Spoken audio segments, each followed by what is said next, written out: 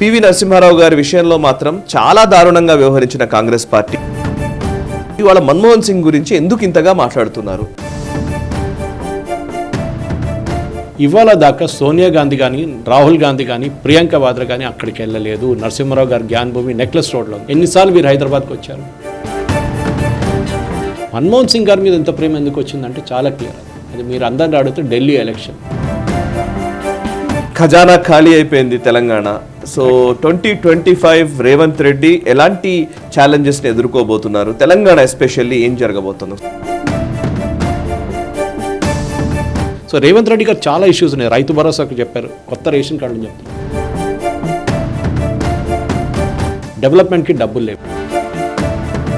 Second ఇయర్కి రాగానే రేవంత్ రెడ్డికి అన్నిటికంటే పెద్ద ఇష్యూ రాబోతుంది. నమస్తే, వెల్కమ్ టు నేషనల్ రౌండప్.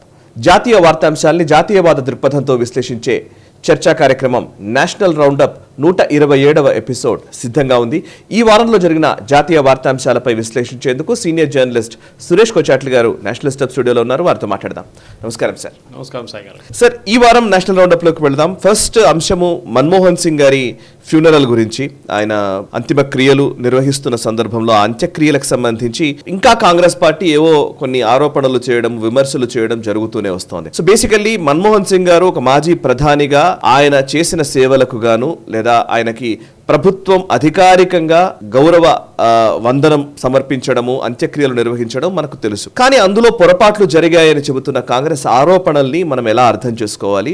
వాటిని అసలు ఎందుకు ఇంతగా ఆరోపణలు చేస్తున్నారు? యాక్చువల్లీ నా క్వశ్చన్ ఏంటంటే, అసలు యాక్చువల్లీ పివి నరసింహారావు గారి విషయంలో మాత్రం చాలా దారుణంగా వ్యవహరించిన కాంగ్రెస్ పార్టీ లేదా రాహుల్ గాంధీ, సోనియా గాంధీలు వాళ్ళందరూ కూడా, ఈవెన్ అప్పుడు మన్మోహన్ సింగ్ గారు ప్రధానమంత్రిగా ఉన్నారు. కాంగ్రెస్ యూపీఏ ప్రభుత్వం ఉన్నప్పుడు అంతకు ముందు కాంగ్రెస్ పార్టీ నుంచి పనిచేసినటువంటి ప్రధానికి దక్కిన లాంఛనాలు, గౌరవ వందనము లేదా అంత్యక్రియలను పోల్చి ఈరోజు మన్మోహన్ సింగ్ గారితో పోల్చితే అసలు చాలా వ్యత్యాసం కనబడుతోంది. ఆయన కనీసం ఆయన ఏఐసిసి హెడ్ క్వార్టర్స్ లో కూడా ఆయన భౌతికాయాన్ని ఉంచనివ్వలేదు పివి నరసింహారావు గారిది. అండ్ అప్పుడు చాలా దారుణంగా బిహేవ్ చేశారు. హైదరాబాద్కు తీసుకొచ్చారు. ఇక్కడ కూడా పూర్తిగా ఆయన అంత్యక్రియలు జరగలేదని ఒక ఆరోపణ ఉంది. ఇవన్నీ జరుగుతున్నా అప్పుడు ఏం మాట్లాడని వాళ్ళు ఇవాళ మన్మోహన్ సింగ్ గురించి ఎందుకు ఇంతగా మాట్లాడుతున్నారు? దాంట్లో నిజాలేంటి చెప్తారా? సాయి గారు, మీరు నరసింహారావు గారి గురించి చెప్పారు. ఇంకొక మాట, ఈ రోజు దాకా నరసింహారావు గారి జ్ఞాన్ భూమి నెక్లెస్ రోడ్లో ఎండ్లో ఉంది. మన అందరికి తెలుసు, నెక్లెస్ రోడ్ వైపు ఉంది.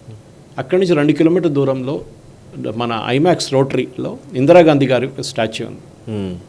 రాహుల్ గాంధీ 2 సార్లు వచ్చారు అక్కడికి టు పుట్ ఫ్లవర్స్ అండ్ కొంచెం టు పే హిస్ రెస్పెక్ట్స్. అక్కడి నుంచి 2 కిలోమీటర్ దూరం ఇది ఉంది సార్, అక్కడ వచ్చి నరసింహారావు దానికి కూడా కొంచెం పుష్పచక్రాలు పెట్టారంటే ఈ రిఫ్యూస్డ్, వెళ్ళలేదు. ఇవాళ దాకా సోనియా గాంధీ కానీ రాహుల్ గాంధీ కానీ ప్రియాంక వాద్రా కానీ అక్కడికి వెళ్ళలేదు. నరసింహారావు గారి జ్ఞాన్ భూమి నెక్లెస్ రోడ్లో ఉంది. ఎన్నిసార్లు మీరు హైదరాబాద్కి వచ్చారు? ఎందుకు వెళ్ళట్లేదు అక్కడ? మీరు అప్పుడు చేస్తుంది సరే మర్చిపోండి, ఇప్పుడు తప్పు జరిగిందని ఏదని చెప్పొచ్చు. మీరు ఇంత గొడవ ఎందుకు మన్మోహన్ సింగ్ గారిది అంటే చాలా సింపుల్ ఎక్స్ప్లెనేషన్. వీళ్ళు ఇప్పుడు దాకా నరసింహారావు గారిని పట్టించుకోలేదు, మన్మోహన్ సింగ్ని కూడా పట్టించుకోలేదు. మనందరికీ తెలుసు, సోనియా గాంధీ నరసింహారావు ఉన్నప్పటి నుంచి ఒక యాంటీ నరసింహారావు యాటిట్యూడ్ ఎందుకు తీసుకున్నారంటే he was a strict man. చాలామంది అన్నారు బాబ్రీ మస్జిద్ జరిగింది, దానికోసం నరసింహారావు రెస్పాన్స్. ఓకే, దట్ ఇంకో స్టోరీ అది. కానీ ఆయన చనిపోయిన తర్వాత కూడా ఆయన బాడీని ఏఐసిసి హెడ్ క్వార్టర్స్లో అలౌ చేయడం ఎందుకు? దాని బయట చైర్లేసి పెట్టారు, బయట కావాలంటే కూర్చోండి అందరు కలిసి అని చెప్పి. లోపలికి వెళ్ళకూడదు. గేట్ కాల్ తాళం వేసేసారు. సీతారాం కేసరిని టాయిలెట్లు వేసి బంద్ చేసిన మనుషులు వీరు. కాంగ్రెస్ ప్రెసిడెంట్ వినయ్ సీతాపతి బుక్ లో చాలా క్లియర్ గా ఉంటది. గేట్ తాళం వేశారు, లోపల తీసుకెళ్దామని ట్రక్ వాహనాన్ని ఆపినా కూడా పోనివ్వలేదు లోపలికని. అది కూడా ఫ్యూనరల్ ఉండే, మిలిటరీ ఫ్యూనరల్ ఉండే. మన్మోహన్ సింగ్ గారి మీద ఎంత ప్రేమ ఎందుకు వచ్చిందంటే చాలా క్లియర్. అది మీరు అందరిని అడిగితే ఢిల్లీ ఎలక్షన్. ఢిల్లీలో కాంగ్రెస్ ఎప్పుడు గెలిచింది చెప్పండి? లాస్ట్ షీలా దీక్షిత్ టైంలో గెలిచిన ఎలక్షన్. దాని తర్వాత ఇప్పుడు దాకా అత్తాపత్తా లేదు కాంగ్రెస్ది. ఢిల్లీ ఇప్పుడు ఎలక్షన్ రాబోతుంది ఫిబ్రవరిలో. దానికోసం ఢిల్లీలో ఎట్లైనా వీళ్ళు గెలవాలని చెప్పి చేసిన డ్రామా ఇది. మన్మోహన్ సింగ్ గారికి ఫ్యూనరల్, స్టేట్ ఫ్యూనరల్ మనం ఇవ్వాలి అని చెప్పి స్టేట్ ఫ్యూనరల్ ఇచ్చాం. మనం కంప్లీట్ మిలిటరీ ఆనర్స్తో స్టేట్ ఫ్యూనరల్ ఇచ్చారు. గన్ క్యారేజ్ అన్నీ ఉండేవి, 21 గన్ సెల్యూట్ మొత్తం చేశారు. మెమోరియల్ కట్టాలన్నారు, మెమోరియల్లోనే క్రిమేషన్ చేయాలన్నారు, నిగంబోధ్ ఘాట్లో కాదన్నారు. దూరదర్శన్ ఒక్కటే ఎందుకు అలౌ చేశారన్నారు. సో స్టెప్ బై స్టెప్ చూసుకుందాం. ఒకటి, మెమోరియల్స్ పెట్టాలంటే సుప్రీంకోర్టు ఒక డిసిషన్ తీసుకున్నారు ఒక 5-6 సంవత్సరాల ముందు. ఢిల్లీలో చాలా అయిపోయినాయి, మొత్తం ఢిల్లీలో గ్రేవ్సే ఉన్నాయి అన్నీ. అంటే ఎక్కడ చూసినా అక్కడ సమాధులు ఉన్నాయి. ఇంకా ఎక్కువ సమాధులు అలౌ చేయకూడదు. ఉన్న సమాధి లోపల అన్ని అడ్జస్ట్ చేసుకోండి, ఎందుకంటే అన్ని 50 ఎకర్లు 100 ఎకర్లు ఉన్నాయని. అవును, రాజ్ఘాట్ నుంచి నెహ్రూ గారిది, సంజయ్ గాంధీ కూడా ఉంది. ఆలోచించండి, ఇవాళ నోబడి. సంజయ్ గాంధీ కూడా ఉంది. అవును, కరెక్ట్. ఆలోచించండి, ఒక ఎంపీగా ఉన్న మనిషి ఆయన, I don't know whether he was an MP also, ఆయనకు కూడా ఇచ్చారు. అవును, మీరు ఎంతోమంది ఎంపీస్ ఉన్నారు కదా పార్లమెంట్లో, వాళ్ళందరికీ ఇచ్చారు. ఎందుకు? వాళ్ళ ఫ్యామిలీ డైనస్టీ. ఢిల్లీలో యాజ్ ఇట్ ఈస్ మొత్తం ముఘల్స్ది మొత్తం ఉన్నాయి, గ్రేవ్స్ ఉన్నాయి, హుమయూన్ నుంచి అందరిది ఉన్నాయి అక్కడ. ఈయన కూడా పెట్టుకున్నారు, సంజయ్ గాంధీ కూడా. Anyway, that's a different thing. Manmohan Singh గారిది problem first, if state funeral arrangements బాగాలేదన్నారు. ఏంటి అరేంజ్మెంట్స్? ఫ్యూనరల్ ఇచ్చారు కదా, యాజ్ పర్ ప్రోటోకాల్ ఆర్మీ చేస్తారు, గవర్నమెంట్కి దాంట్లో రోల్ లేదు. ఆర్మీ, ఎయిర్ ఫోర్స్, నేవీ వాళ్ళ కమాండ్ వాళ్ళు చూసుకుంటారు. ఫ్యూనరల్ వాళ్ళకి ప్రోటోకాల్ ఉంది దాని ప్రకారం. నెక్స్ట్ సమాధి దగ్గరే ఇది ఈ చేయబోతున్న మెమోరియల్ దగ్గరే ఫ్యూనరల్ చేయాలన్నారు, క్రిమేషన్. నేను చెప్పినట్టు సుప్రీంకోర్టు ఒక రూలింగ్ ఇచ్చారు, మీరు దాంట్లోనే అడ్జస్ట్ చేసుకోవాలి. ఇంకా ఎవరికైనా ఇట్లా మెమోరియల్ కట్టాలంటే ఈ మెమోరియల్ ఈ స్పేస్ లోపలే కట్టుకోండి, మీరు బయటకు వెళ్ళకూడదు, ఇంకా జగ ఇవ్వం మేమని చెప్పి సుప్రీంకోర్టు రూలింగ్ ఉంది ఒకటి. అవును, ఆ సుప్రీంకోర్టు రూలింగ్ ఉన్నప్పుడు కూడా వీళ్ళకి తెలుసు చాలా క్లియర్, కాంగ్రెస్ వాళ్ళకి.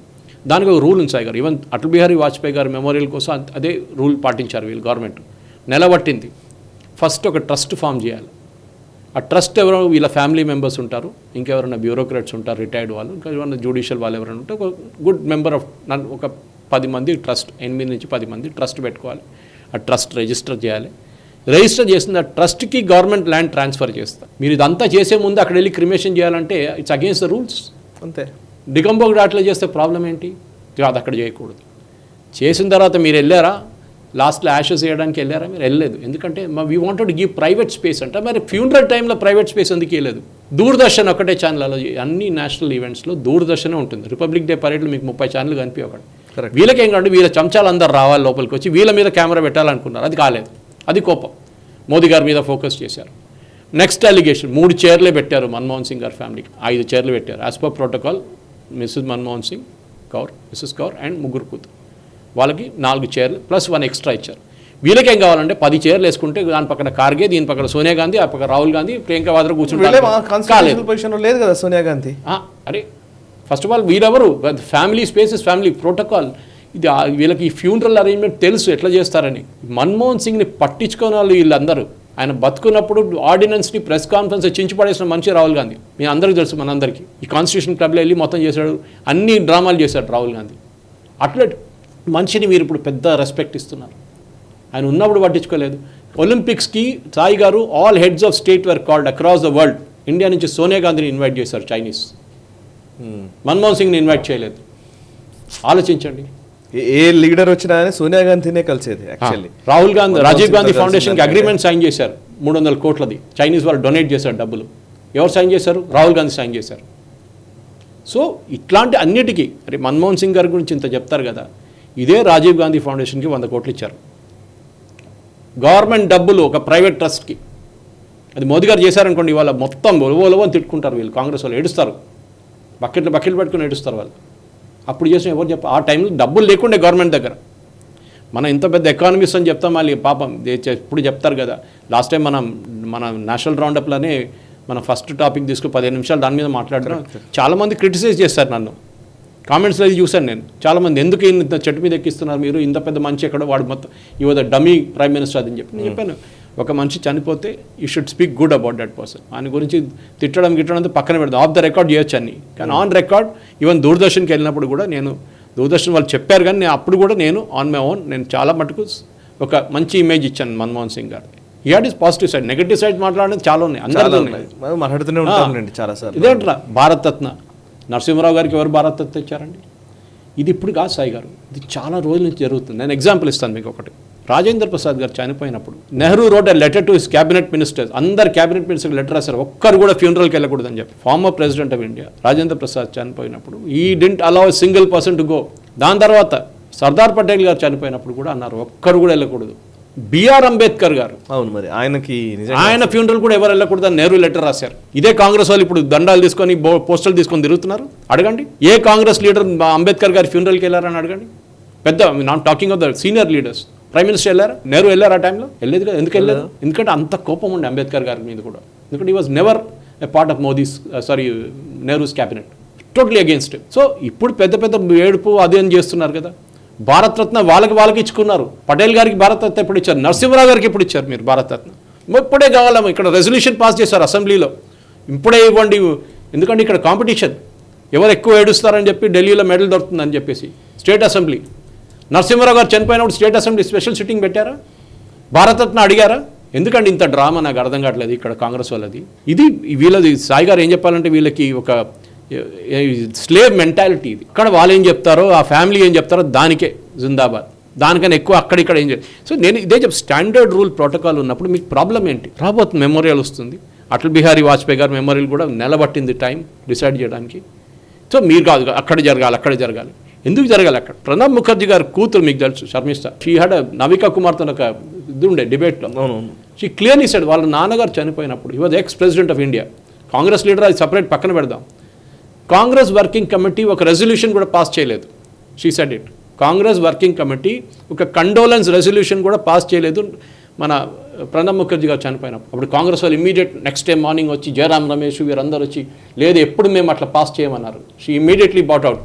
కేఆర్ నారాయణ గారు చనిపోయినప్పుడు మీరు ఎందుకు పాస్ చేశారు రెజల్యూషన్?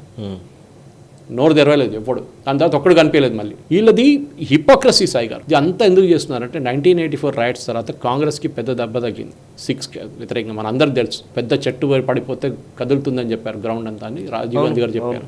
ఈ ఢిల్లీ ఎలక్షన్స్ రాబోతుంది, దానికోసం మన్మోహన్ సింగ్, ఎందుకంటే మన్మోహన్ సింగ్ గారు చనిపోయి even before formal 7-day morning ఖతం చేసే ముందు రాహుల్ గాంధీ వెళ్ళిపోయాడు వియట్నాంకి.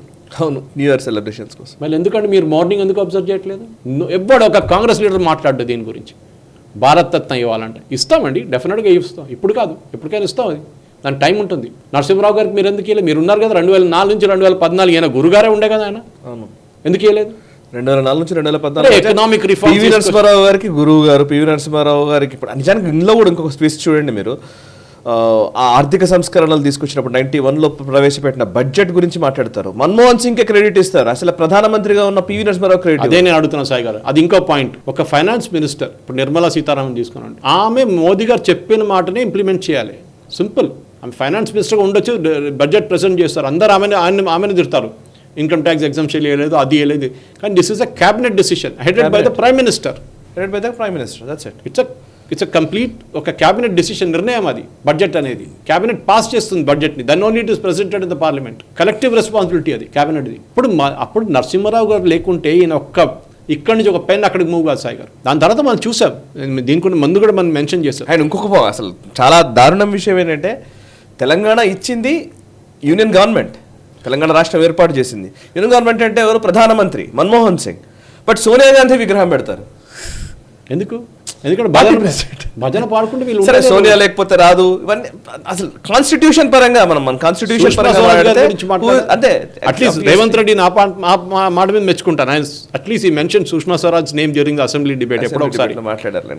లేదు చెప్తున్నాను, ఈవెన్ ఆయన కూడా పాప నాకు బాధ అనిపిస్తుంది. ఎందుకంటే ఆయన పాట పాడాల్సింది, లేకుంటే మళ్ళీ రేపు బట్టి విక్రమార్క ముఖ్యమంత్రి చేసేస్తారు రేపు, తీసి పక్కన పడేసి. అవును, ఆయన కూడా ఏం చేయలేదు. ఆయన ఏం చేయలేడు ప్రాబ్లం, ఎందుకంటే ఇది ప్రైవేట్ లిమిటెడ్ పార్టీ, మీరు పాటలు పాడాల్సిందే, అది ప్రాబ్లం అనమాట. ఇప్పుడు అంటారు బీజేపీకి అట్లా, బీజేపీ అట్లా లేదండి. రేపు మోదీ గారు పోతే ఇంకోరు వస్తారు, ప్రాబ్లం లేదు. మోదీ గారు కొడుకో కూతురు కాదు వచ్చేది, అది కాదు కదా. ఇది రేపు వచ్చేది రాహుల్ గాంధీ, దాంట్లో 100%. దాని తర్వాత ప్రియాంక వాద్రా, దాని తర్వాత రేహాన్ వాద్రా, దాని తర్వాత మొత్తం అట్లనే మన పాత ముఘల్ సిస్టమ్ అది. రాజు తర్వాత ఆయన కొడుకు తర్వాత ఆయన కొడుకు, ఆయన తర్వాత అట్లనే మొనార్కీ నడుస్తుంది ఇంక ఇండియాలో. సో ఈ పర్టికులర్ ఇది క్రాకడైల్ టీయర్స్ అంటాం మన ఇంగ్లీష్లో. దే ఆర్ జస్ట్ ఒక ఓట్ల కోసం ఒక కన్ఫ్యూజన్ క్రియేట్ చేయడానికి. మన్మోహన్ సింగ్ గారికి స్టేట్ ఫ్యూనరల్ ఇవ్వలేదు, మన్మోహన్ సింగ్ గారికి చైర్లు పెట్టలేదు, మన్మోహన్ సింగ్ గారి ఫ్యామిలీని చూసుకోలేదు, మన్మోహన్ సింగ్కి మెమోరియల్ కట్టలేదు. మీరేం చేశారండి? నరసింహారావు గారికి ఒక మెమోరియల్ ఉందా ఢిల్లీలో? ఎందుకు కట్టలేదు? ఈ కాంగ్రెస్ వాళ్ళు ఎందుకు అడగట్లేదు? ఇక్కడ ఎంతమంది రెజల్యూషన్ పాస్ చేశారు కదా అసెంబ్లీలో. కాంగ్రెస్ ఒక రెజల్యూషన్ పాస్ చేయాలి తెలంగాణ స్టేట్ అసెంబ్లీ. ఎందుకండి ఇక్కడ ఉన్న ఎయిర్పోర్ట్ ఎందుకండి నరసింహారావు గారి పేరు మీద లేదు? ఎందుకు రాజీవ్ గాంధీ పేరు మీద ఎందుకు ఉండాలండి? రాజీవ్ గాంధీ ఏం చేశారంటే స్టేట్కి? He must have been a prime minister, no doubt about it. ఆయన చేస్తున్న తప్పులు ఆయనకున్న, అది సపరేట్ మాట. కానీ ఇక్కడ నరసింహారావు గారి పేరు ఎందుకు లేదంటే, ఎన్టీ రామారావు గారి పేరు ఉండే ముందుకు డొమెస్టిక్ టర్మినల్కి బేగంపేటలో ఉన్నప్పుడు. అవును, ఎందుకు పోయిందండి అది? ఎందుకు తీసేశారు? ఇది ప్రాబ్లం. వీళ్ళకేంటంటే వీళ్ళ భజన పాడాలంటే ఈ డైనాస్టీకే భజన పాడాలి. పులోక్ చాటర్జీ ఫైల్స్ ఎత్తుకెళ్తున్నాయి, even Sharmistha mention that file తీసుకెళ్ళి. ఇన్ఫాక్ట్ భారత్ రత్న ఇవ్వాలని చెప్పి నరసింహారావుకి డిసైడ్ చేసినప్పుడు president Pranab Mukherjee was there, Sharmistha shares in a book decide చేశారంట భారత్ రత్న ఇద్దామని చెప్పేసి. అది కాంగ్రెస్ హయాంలో. కానీ దాన్ని అబ్జెక్ట్ చేసి తీసేశారు మన్మోహన్ సింగ్ గారు. అప్పుడు ఆయన తప్పు కాదు పాపం, ఆయన ఏం చేయలేడు, ఆయన ఏం సైన్ చేయమంటే దాని మీద సంతకాలు పెడుతున్నాడు అంతే. డమ్మీ ప్రైమ్ మినిస్టర్, అందరికి తెలుసు అది. అందుకోసమే ఈ బాధ అంతా కూడా. ఎకనామిక్ రిఫార్మ్స్ అంటారు, ఎకనామిక్ రిఫార్మ్స్ ఎవరండి? నరసింహారావు గారు చేశారు. కరెక్ట్. కంట్రీని ఎక్కడి నుంచి ఎక్కడి దగ్గర తీసుకొచ్చారు? నరసింహారావు గారు చేశారు. ఆయనకి అసలు ఏ క్రెడిట్ ఇవ్వట్లేదు హిస్టరీలో, ఎక్కడ లేదు. ఈ was the real man who turned India around. Correct. బంగారం తీసుకెళ్లి బ్యాంక్ ఆఫ్ ఇంగ్లాండ్లో పెట్టి మనం డబ్బులు తీసుకొచ్చాం. కరెక్ట్. అడుక్కొని తినాల్సిన పరిస్థితికి వచ్చాం మనం ఆ టైంలో. 3 వారాల ఫారెన్ ఎక్స్చేంజ్ ఉండే మన దగ్గర. అక్కడి నుంచి ఇక్కడ తీసుకొచ్చిన మనిషిని మీరు ఒక భారతరత్న ఇవ్వకుండా ఇన్ని రోజులు ఆడుకున్నారు ఆయనతోని. ఆయనకి బాడీ మీరు ఏఐసీసీ లోపల అలౌ చేయలేదు. ఆయన బాడీని ఫోర్సిబ్లీ హైదరాబాద్ తీసుకొచ్చి నెక్లెస్ రోడ్ తగలబెట్టి దాని తర్వాత ఆ బాడీని అక్కడ పడేసి వెళ్ళిపోయారు చాలా మంది. మనకంతా మాట్లాడితే చాలా ఉంటుంది. ఎన్వి సుభాష్ గారు చాలా నీట్గా చెప్పారు దాని గురించి మన ఒక news debate. Correct. Correct. So వాళ్ళ ఫ్యామిలీని బట్టి మీరు అందరికీ ఒకటే స్టాండర్డ్ పెట్టండి. నేను అదే అడుగుతున్నాను. Why have memorials for people who are not even prime minister in Delhi? ఎవరండి వీళ్ళు? సరే సంజయ్ గాంధీ అంటే ఇప్పుడు అంటారు బీజేపీ లీడర్, మమతా మనం ఈమె మేనకా గాంధీ వైఫ్ అంటారు, హస్బెండ్ అంటారు. Correct, Maneka Gandhi husband Sanjay Gandhi, correct, accepted it. కానీ ఆయనకు మెమోరియల్ ఇవ్వాలా? నేను ఇప్పుడు కూడా చెప్తున్నాను, నేను ఇప్పుడు కూడా క్వశ్చన్ చేస్తున్నాను, ఎందుకు ఇవ్వాలండి? సాయి గారు, దిస్ హిపోక్రసీ అనేది వీళ్ళు చూడండి. అది అయిపోయిందా ఈవెంట్? మన్మోహన్ సింగ్ గారి ఫ్యూనరల్ అయిపోయిందా? ఒక్క మాట లేదు, ఇప్పుడు ఒక ట్వీట్ లేదు, ఒక లేదు, అన్ని. ఎందుకంటే ఈజీగా పడిపోయారు. ఇంగ్లీష్ చెప్తారు, fell flat on his face Rahul Gandhi. Correct. ఇంకా వాళ్ళ భజన్ మండలి ఉన్నారు, జయరామ్ రమేష్, కేసీ వేణుగోపాల్, వీరందరూ వాడుతున్నారు ఈ పాట. సరే, నెక్స్ట్ అంశంలోకి వెళ్దాం సార్. ఒకసారి ఇప్పుడు యాక్చువల్లీ ఇది చాలా ఇంపార్టెంట్ అంశం. ఇది ఈ మధ్య విపరీతంగా చర్చలోకి ఉన్న అంశం. ఇది మాగా మేక్ అమెరికా గ్రేట్ అగైన్ అనే ఒక నినాదంతో ట్రంప్ ఎలక్షన్స్ని హ్యాండిల్ చేశారు. ఆయన గెలిచారు, అందులో వచ్చారు. అమెరికా ఫస్ట్ అనే నినాదం అనేది విపరీతంగా వినిపిస్తోంది. సో ఈ టైంలో భారత సంతతికి చెందిన, భారతదేశం నుంచి వెళుతున్నటువంటి స్టూడెంట్స్కి సంబంధించి, ఇండియన్ స్టూడెంట్స్కి సంబంధించి వాళ్ళ మీద ఇప్పుడు ఈ H1B రెగ్యులేషన్స్ కావచ్చు, అండ్ రాబోయే రోజుల్లో విపరీతమైన రెస్ట్రిక్షన్స్ ఉండబోతున్నాయి అనేది ఒక పెద్ద చర్చ నడుస్తోంది. అండ్ భారతదేశాన్ని నుంచి వచ్చిన వాళ్ళు, లేకపోతే వేరే దేశాల నుంచి వచ్చిన వాళ్ళు మాట్లాడేదంటే అమెరికన్స్కి స్థానికంగా దక్కాల్సినటువంటి ఉద్యోగాలని బయట దేశాల నుంచి వచ్చిన వాళ్ళు ఎక్కువగా తీసుకుంటున్నారు అనేది ఒక పెద్ద చర్చ నడుస్తున్న టైంలో, సో భారతదేశం నుంచి వెళ్ళి అమెరికాలో చదువుకొని అక్కడే అనుకుంటున్నటువంటి వ్యక్తులకు ఇప్పుడు ట్రంప్ అడ్మినిస్ట్రేషన్ వస్తే చాలా కష్టంగానే మారబోతోందా? మెగా హార్డ్ లైనర్స్ గురించి ఒకసారి చెప్తారా? ఇప్పుడు అమెరికాలో వాళ్ళని తప్పబట్టలేమండి. భారతదేశంలో బంగ్లాదేశ్లో వస్తే మనం ఏమంటాం? వీడొచ్చి మా ఉద్యోగాలు తీసుకెళ్ళిపోతున్నా అంటారు. శివసేన ఒక టైంలో మహారాష్ట్రలో బయట నుంచి వచ్చే వాళ్ళని వాళ్ళు తరిమి కొట్టారు.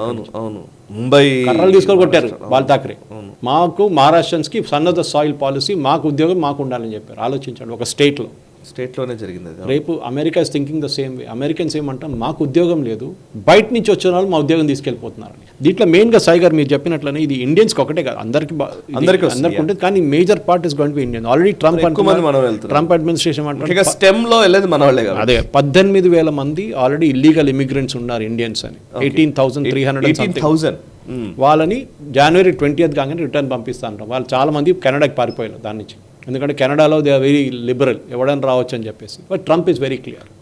ఆయన కూడా తప్పట్లేదు. He is taking care of his country. Simple. ఇప్పుడు మనం మ్యానుఫ్యాక్చరింగ్ మన కంట్రీలో ఉండాలని చెప్పి మనం ఆత్మనిర్భర్ భారత్ అని పెట్టుకున్నాం. తప్పేముందండి దాంట్లో? మన కంట్రీలో ప్రొడ్యూస్ చేయాల్సి ఇక్కడే ప్రొడ్యూస్ చేయాలి. Trump is taking care of his country, దాంట్లో తప్పేం లేదు. కానీ యూఎస్ అనే ఒక డెస్టినేషన్ ఎప్పటి నుంచో ఈ రూల్ పర్టికులర్గా ఎక్కడ వస్తుంది సాయి గారు అంటే, ఆప్షనల్ ప్రాక్టికల్ ట్రైనింగ్ అని ఒక పాయింట్ ఉంది, OPT.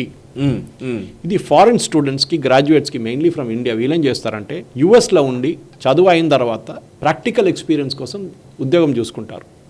ఓకే, దాని తర్వాత ఆ టైంలో వీళ్ళు H1Bకి కన్వర్ట్ అయిపోతారు. మళ్ళీ ఒక 9 సంవత్సరాలు అక్కడ ఉండొచ్చు టోటల్గా. సో ఏమైతుందండి, ఇప్పుడు ఈ H1B వ్యతిరేకంగా ఉన్న క్యాంపెయిన్ నడుస్తున్నప్పుడు ఎలాన్ మస్క్ మీద అటాక్ చేస్తున్నారు, ఈవెన్ సత్యనారాయణ మీద అటాక్ చేస్తున్నారు, వివేక్ రామస్వామిని అటాక్ చేస్తున్నారు. Even though Indians born in US. ఆలోచించండి, ఏదో ఇండియా నుంచి వచ్చిన ఇమిగ్రెంట్స్ కాదు, దే బార్న్ ఇమిగ్రెంట్ పేరెంట్స్, వాళ్ళ పేరు మీద పెట్టేసి వాళ్ళ మీద క్యాంపెయిన్ నడిపిస్తున్నారు ఇప్పుడు. సో ఇప్పుడు ఎట్లా జరుగుతుందంటే, దీన్ని ఫస్ట్ 1947 నుంచి ఉందండి సాయి గారు, ఇది OPT కొత్తదేం కాదు ఇది. సో ఈ ఫారిన్ స్టూడెంట్స్ అక్కడి నుంచి ఇండియా నుంచి వచ్చే స్టూడెంట్స్ F1 వీసాలో వచ్చిన వాళ్ళు OPT ఫస్ట్ అకాడమిక్ ఇయర్ తర్వాత యూఎస్లో ఉండి 3 సంవత్సరాల దాకా, ఎస్పెషల్లీ మీరు చెప్పినట్టు స్టెమ్ గ్రాడ్యుయేట్స్కి వర్క్ ఎక్స్పీరియన్స్ కోసం వాళ్ళు పనిచేస్తారు అక్కడ. సో ఇప్పుడు ఎందుకంటే మాగా అని మీరు చెప్పారు, మాగా వాళ్ళు ఫస్ట్ హార్డ్ లైనర్స్, వాళ్ళు ఏమంటున్నారు ఇదంతా కరెక్టే, కానీ ఈ OPT is being misused, which is correct.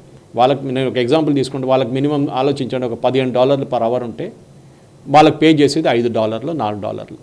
ఎందుకంటే దీస్ ఆర్ స్టూడెంట్స్, వాళ్ళు డెస్పరేట్. వాళ్ళు ఇట్లానే ఒక OPT వచ్చేస్తే నాకు ఇక్కడ నుంచి H1B ఎట్లా తెప్పించుకుంటాను, H1B తర్వాత నెక్స్ట్ గ్రీన్ కార్డు, అది పెద్ద ఇష్యూ అది ఇంకోటి. సో ఈ క్యాంపెయిన్ ట్రంప్ అడ్మినిస్ట్రేషన్ వ్యతిరేకంగా వచ్చే క్యాంపెయిన్ మనం చూసాం, చాలా గ్రాడ్యువల్గా మొదలైంది. కానీ ఇప్పుడు it is reaching feverish proportion with in Republican party it self. వాళ్ళ పెద్ద గొడవ నడుస్తుంది ఇప్పుడు. ఈవెన్ నేను చెప్పినట్లు ఎలాన్ మస్క్ని అటాక్ చేస్తున్నారు. ఎందుకంటే ఆయన కూడా అదే చెప్పారు, నా కంపెనీ నడిపించడానికి కూడా నేను H1B వీసా ఉన్న గ్రాడ్యుయేట్స్ స్టూడెంట్స్ని తీసుకుంటున్నాను, ఎంప్లాయీస్ని తీసుకుంటున్నాను. ట్రంప్ కూడా అదే అన్నారు, ఐ లైక్ టు H1B అన్నారు. కానీ క్యాంపెయిన్ టైంలో ఆయన ఆపోజిట్ ప్రామిస్ చేశారు. H1Bని మొత్తం టైట్ చేస్తామని ఆ టైంలో కమిట్మెంట్ ఇచ్చారు ట్రంప్ గారు. నేను ఇది మనం అనుకుంటాం, మన నేషనల్ రౌండప్లో ఈ టాపిక్ ఎందుకు వచ్చింది అనుకుంటారు చాలామంది మన ప్రేక్షకులు. ఎందుకంటే మనం మ్యాక్సిమం ఇండియా నుంచి వెళ్ళే యూఎస్కి వెళ్ళే దాంట్లో తెలుగు స్పీకింగ్ స్టేట్స్ నుంచి వెళ్తారు చాలామంది. మనందరికీ తెలుసు సాయి గారు ఇది. సో డెఫినెట్గా ఈ ట్రాన్సిషన్ పీరియడ్లో ఇప్పుడు నెక్స్ట్ 20th లోపల ఏం జరగబోతుందో ఎవరికి ఏం చెప్పలేము. కరెక్ట్. ఓకే, మేబీ దీని తర్వాత కొంచెం చల్లబడిపోతుంది అనుకుంటాం, కానీ దిస్ వోంట్ గో అవే. డెఫినెట్గా ఓపీటీ మీద ఒక రూల్ రాబోతుంది. అది ట్రంప్ తీసుకొస్తారని నా అంచనా. ఎందుకంటే H1B మీద ముట్టరాయన, but he will cut down the OPT. అదంటే డేంజర్ ఎక్కడ వస్తుందంటే Sai garu, they student will have to leave immediately after the course is completed. వీళ్ళ లాజిక్ ఏముండే ఓపీటీ 1947లో మొదలైంది ఓపీటీ ప్రోగ్రామ్. అక్కడ ఉండి మేము చేసిన కోర్స్కి మేము ఎక్స్పీరియన్స్ తెప్పించుకుంటున్నాం బయట ఉద్యోగం చేసి అని చెప్పేసి. ఇప్పుడు అది లేదు. ఇదేదో పెట్రోల్ బంక్లో పనిచేయడమో లేకుంటే సూపర్ మార్కెట్లో క్యాషియర్గా పనిచేయడం కాదు. కానీ ఇప్పుడు ఏమైపోతుందంటే దిస్ మ్యాక్సిమం 98 to 99% ఈ ఉన్న అందరూ F1 స్టేటస్లో ఉంటారు. వాళ్ళు న్యాచురలీ యూఎస్ పాలసీ మేకర్స్ చాలా సంవత్సరాల నుంచి చెప్తున్నారు ఈ ఓపీటీ తీసేయాలి. ఎక్స్పర్ట్స్ అక్కడున్న ఎక్స్పర్ట్స్ చెప్తున్నారు. ఎందుకంటే this programme is running without a congressional approval. అంటే వాళ్ళ దగ్గర మన దగ్గర పార్లమెంట్ అప్రూవల్ లేకుండా ఎట్లా నడిపిస్తాం, వాళ్ళ దగ్గర without congressional approval they are running this programme which is illegal as per them, వాళ్ళ అంచనా ప్రకారం. సో న్యాచురలీ ఇది ఎక్కడి నుంచి మొదలైంది చెప్పాను, 47 నుంచి మొదలైంది. First OPT programme 1 year stint ఉండే, దాన్ని పెంచారు. రిపబ్లికన్ కానీ డెమోక్రాట్ కానీ. బుష్ అడ్మినిస్ట్రేషన్ వచ్చినప్పుడు 12 నుంచి 29 నెలలకు చేసేశారు. మళ్ళీ ఒబామా వచ్చినప్పుడు దాన్ని 36 చేశారు, స్పెషలీ ఫర్ స్టెమ్ డిగ్రీ ఉన్న వాళ్ళకి. సో ఇది నడుస్తూనే ఉంది because US also has to be economically correct. Sir ఎన్నోసార్లు చెప్తాను, డిబేట్లు చెప్తూ ఉంటాను. I think at the risk of repeating myself again, ఒక $250 లేకుంటే $300 ఉన్న ట్యాప్, ఇండియన్ కాంటెక్స్ట్లో చెప్తున్నాను నేను, వీ కెన్ కన్వర్ట్ టు $250, $300 ఉన్న ట్యాప్ ఫిట్ చేయడానికి వచ్చిన ప్లంబర్ $500 అడిగితే దాని లాజిక్ పోయింది మొత్తం. Your economic logic is gone out of the window. ట్యాప్కి $300 ఫిట్ చేయడానికి 500 ఏంట్రా అని అడుగుతాం. యూఎస్లో జరిగింది అదే. చైనీస్ మ్యానుఫ్యాక్చరింగ్ ఎందుకు వచ్చింది, మెక్సికో నుంచి మ్యానుఫ్యాక్చరింగ్ ఎందుకు వచ్చింది, కెనడా ఎందుకు డంప్ చేస్తుందంటే cost of production in US is very high. వాళ్ళ మినిమం వేజ్ చాలా హై. యూరోప్ కూడా అదే ప్రాబ్లం. ఇవాళ చైనీస్ ఎలక్ట్రిక్ కార్ మొత్తం యూరోపియన్ యూనియన్ తినేసింది. ఎందుకంటే మీరు ఎంత డ్యూటీ పెట్టినా కానీ అప్పుడు కూడా చీప్ అది. మీరు అదే కార్ అక్కడ ప్రొడ్యూస్ చేయాలంటే వాడంటారు మినిమం ఓన్లీ 8 hours పని చేస్తాం, ఒక పర్ అవర్ ఇన్ని పౌండ్స్ మాకు ఇవ్వాలి, లేకుంటే ఎన్ని డాలర్స్ మాకు ఇవ్వాలంటాడు. కాదు, అది ఇట్స్ నాట్ లాజికలీ పాసిబుల్. దానికోసం India became a big hub for IT, Bangladesh became a textile hub, because US cost of living went up very high. And వాళ్ళకి ఇది ఇప్పుడు తట్టలేకపోతున్నాయి. ఇన్ఫ్లేషన్ ఒకటి, వేజెస్ తగ్గుతుంది, ఉద్యోగం లేదు అక్కడ. So Trump make America great again చెప్పడానికి the first thing he will not implement is this. వాళ్ళ కాన్స్టిట్యున్సీ చూసుకోవాలి, లేకుంటే 4 సంవత్సరాల తర్వాత anyway Trump cannot contest election again, అయిపోయింది. దానికి 2 terms ఉంటుంది కదా ఇప్పుడు యూఎస్ ప్రెసిడెంట్ రూల్ ప్రకారం. కానీ నెక్స్ట్ వచ్చే రిపబ్లికన్ ప్రెసిడెంట్కి పెద్ద ఛాలెంజ్ కాబోతుంది. Correct. That if the doesn't implement this, ఎందుకంటే ఆల్రెడీ ఆయన కొంచెం స్ట్రిక్ట్గా మాట్లాడుతున్నాడు. నేను ఎలాన్ మస్క్తోనే ఉన్నాను, H1B ఈజ్ పర్ఫెక్ట్లీ ఓకే అన్నాడు. కానీ ఓపీటీ మీద చేయబెడతారు అనుకుంటాను. డెఫినెట్గా దాని పీరియడ్ ఐదర్ 36 నెలల నుంచి he will reduce it back to 24. మన ఇక్కడున్న వాళ్ళు ఏం ఆలోచించాలి స్టూడెంట్స్? ఇప్పుడు ఎవరైనా సరే అక్కడ కెరీర్ ఎక్స్పెక్ట్ చేస్తున్న వాళ్ళు లేదా కావాలని కోరుకుంటున్న వాళ్ళు, వాళ్ళకి మీరు ఇచ్చే సలహా ఏంటి? మీరు మీ ఆప్షన్స్ ఓపెన్ పెట్టుకోండి. I'm not saying that the rule will come in to being. చాలా మంది ఇప్పుడు ఈ వెకేషన్కి వచ్చిన నాకు తెలిసిన మా ఫ్రెండ్స్ వాళ్ళ డాటర్స్ అండ్ సన్స్ వాళ్ళు they are all heading back to US before 17th of January. Sai garu ఫిబ్రవరి టికెట్ బుక్ చేసుకున్న వాళ్ళు అందరు ప్రీపోన్ చేసుకున్నారు. వాళ్ళ కాలేజెస్ నుంచి పిలుపు వచ్చిందంట, మీరు వచ్చేసేయండి, దాని తర్వాత ఏం జరుగుతుందో మేము చెప్పలేము after 20th. Trump May just close the borders, మీరు ఏం చేయలేరు, ఎయిర్పోర్ట్ల నుంచి మేము రిటర్న్ పంపించవచ్చు, మీరు వచ్చేసి అని చెప్పి దానికి టికెట్ రేట్లు కూడా పెరిగినాయి యూఎస్కి. See end of the day it's their country Sai garu. You cannot dictate what you will do in that country. Correct. రేపు మోదీ దగ్గర వచ్చి ఒక బంగ్లాదేశ్ గవర్నమెంట్ చెప్తుంది మా బంగ్లాదేశ్ వాళ్ళు మీ ఉద్యోగం ఇవ్వాలంటే వాడు ఎందుకు అంటాడు? మేము ఎందుకు ఇవ్వాలయా? మా వాళ్ళు ఉన్నారు 140 కోట్ల మంది ఉన్నాం, మేము ఎక్కడ చూసుకోవాలి మా ఉద్యోగం? So it is their country. Immigrants have added value, no doubt about it. అందరు సత్యనారాయణ గురించి మాట్లాడతారు, మిగతాల గురించి మాట్లాడతారు. Indians have added value. ఇప్పుడు కాదు, డాక్టర్స్ కానివ్వండి, ఇంజనీర్స్ కానివ్వండి, స్పేస్ సైంటిస్ట్ కానివ్వండి, మైక్రోబయాలజిస్ట్ కానీ అందరూ ఉన్నారు యూఎస్లో. Indians have contributed heavily, not just US, ఎక్కడైనా వరల్డ్ ఎక్కడైనా వెళ్ళండి మీరు. కేరళ నుంచి ఉన్న నర్సెస్ ఉన్నారు, వీళ్ళందరూ they all added value to the system US. కానీ ఇప్పుడు ఎక్కడికి వచ్చిందంటే ఇప్పుడు వాళ్ళ ఓన్ కంట్రీని చూసుకుంటున్నారు. The same push back is happening in France, in Germany. Right wing governments ఎందుకు వస్తున్నారు? ఎందుకంటే ఈ లెఫ్ట్ వింగ్ వాళ్ళు మొత్తం అందరు తీసుకొని వచ్చేసేయండి ఇమిగ్రెంట్స్ అని చెప్పి ఇప్పుడు ఏమవుతుంది, వాళ్ళకు ఉద్యోగం లేదు. So their government is under strain. Health care కానివ్వండి, ఎడ్యుకేషన్ కానివ్వండి, ఇంట్రెస్ట్ వాళ్ళ హెవీ స్ట్రెయిన్ నడుస్తుంది. ఇప్పుడు కెనడాలో హౌసింగ్ క్రైసిస్ నడుస్తుంది. కెనడియన్ గవర్నమెంట్ కట్ చేస్తున్నారు ఇమిగ్రేషన్ ఇప్పుడు. ఎందుకంటే దే ఆల్సో రియలైజ్ ఈ ప్రాబ్లమ్ ఇది ఎక్కడ వస్తుంది, ప్రాబ్లమ్ యూఎస్ గవర్నమెంట్కి రాబోతుంది, స్పెషల్లీ యూఎస్ అకాడమిక్ ఇన్స్టిట్యూషన్స్కి. చాలామంది ఇండియన్ స్టూడెంట్స్ రాకపోతే వాళ్ళు ఏం చేస్తారు, మళ్ళీ బంద్ చేసేసేయాలి కదా. ఇప్పుడు అదే నడుస్తుంది కెనడాలో Indian student subsidizes a Canadian student. Correct. Double to triple fee తీసుకుంటారు ఇండియన్ స్టూడెంట్ దగ్గర నుంచి, ఎందుకంటే కెనడియన్ స్టూడెంట్కి ఫ్రీ ఎడ్యుకేషన్ ఇవ్వడానికి. కెనడా స్టూడెంట్స్ వెళ్ళడం అనుకోండి బంద్ చేసేసేయాల్సి వచ్చింది యూనివర్సిటీ. సో మనం ఇక్కడ చూస్తాం హైదరాబాద్లో పెద్ద పెద్ద బోర్డులు పెడతాం, ఎమిగ్రేట్ టు కెనడా. ఒఫీషియల్లీ ఆలోచించండి, you're encouraging official immigration to Canada. చేయకూడదు, బట్ చేస్తున్నారు. Okay, that is their lookout. ఎవరు వెళ్తున్నారు వాళ్ళ ప్రాబ్లం అది. మనం చెప్తే ఇప్పుడు ఆస్ట్రేలియాకి వెళ్ళొద్దంటే వెళ్తారు చాలామంది. మొన్న కూడా రిపోర్ట్ చూశాను, రతన్ శారదా కూడా రీట్వీట్ చేశారు అది, that all lot of Indians, rich Indians are living for US, living India. Naturally వాళ్ళు ట్యాక్స్ చూస్తున్నారు. ఈవెన్ యూకేలో ఉన్న సిటిజన్స్ చేస్తున్నారు, యూఎస్లో ఉన్న బిజినెస్ వాళ్ళు చేస్తున్నారు. ఎవరో meta company, even Zuckerberg is not paying any tax అని చెప్పి మొన్న ఎవరో యూరోపియన్ యూనియన్లో కేసు వేశారు. ఇప్పుడు వాళ్ళు ఏదో ట్యాక్స్ హెవెన్కి వెళ్తారు, అక్కడ సిటిజన్షిప్ తీసుకుంటారు. ఐల్ ఆఫ్ మ్యాన్ కానివ్వండి, గిబ్రాల్టర్ కానివ్వండి, ఏదో డొమినికన్ రిపబ్లిక్, అక్కడ సిటిజన్షిప్ తీసుకుంటారు. డ్యూయల్ సిటిజన్షిప్ ఉన్న చాలా కంట్రీస్ ఉన్నాయి, ట్యాక్స్ కట్టారు. సో ప్రాబ్లమ్ ఇస్ ఇండియన్ స్టూడెంట్స్కి కూడా US is a great land. ఎందుకంటే మనం చాలామంది అడుగుతాం, మనం యూక్రెయిన్లో మన స్టూడెంట్స్ మెడిసిన్ ఎందుకు చేశాను, మనం చాలా అప్పుడే మనకు తెలిసి ఇంతమంది స్టూడెంట్స్ యూక్రెయిన్లో ఉన్నారని చెప్పి. చైనాకి వెళ్ళి మెడిసిన్ చేస్తారు, ఎందుకంటే మన దేశంలో అన్ని సీట్లు లేకుండే, ఇప్పుడు కూడా లేదు. నీట్ ఎగ్జామ్ క్రాక్ చేయాలంటే it is not easy, JEE crack చేయాలంటే ఇట్ ఇస్ నాట్ ఈజీ.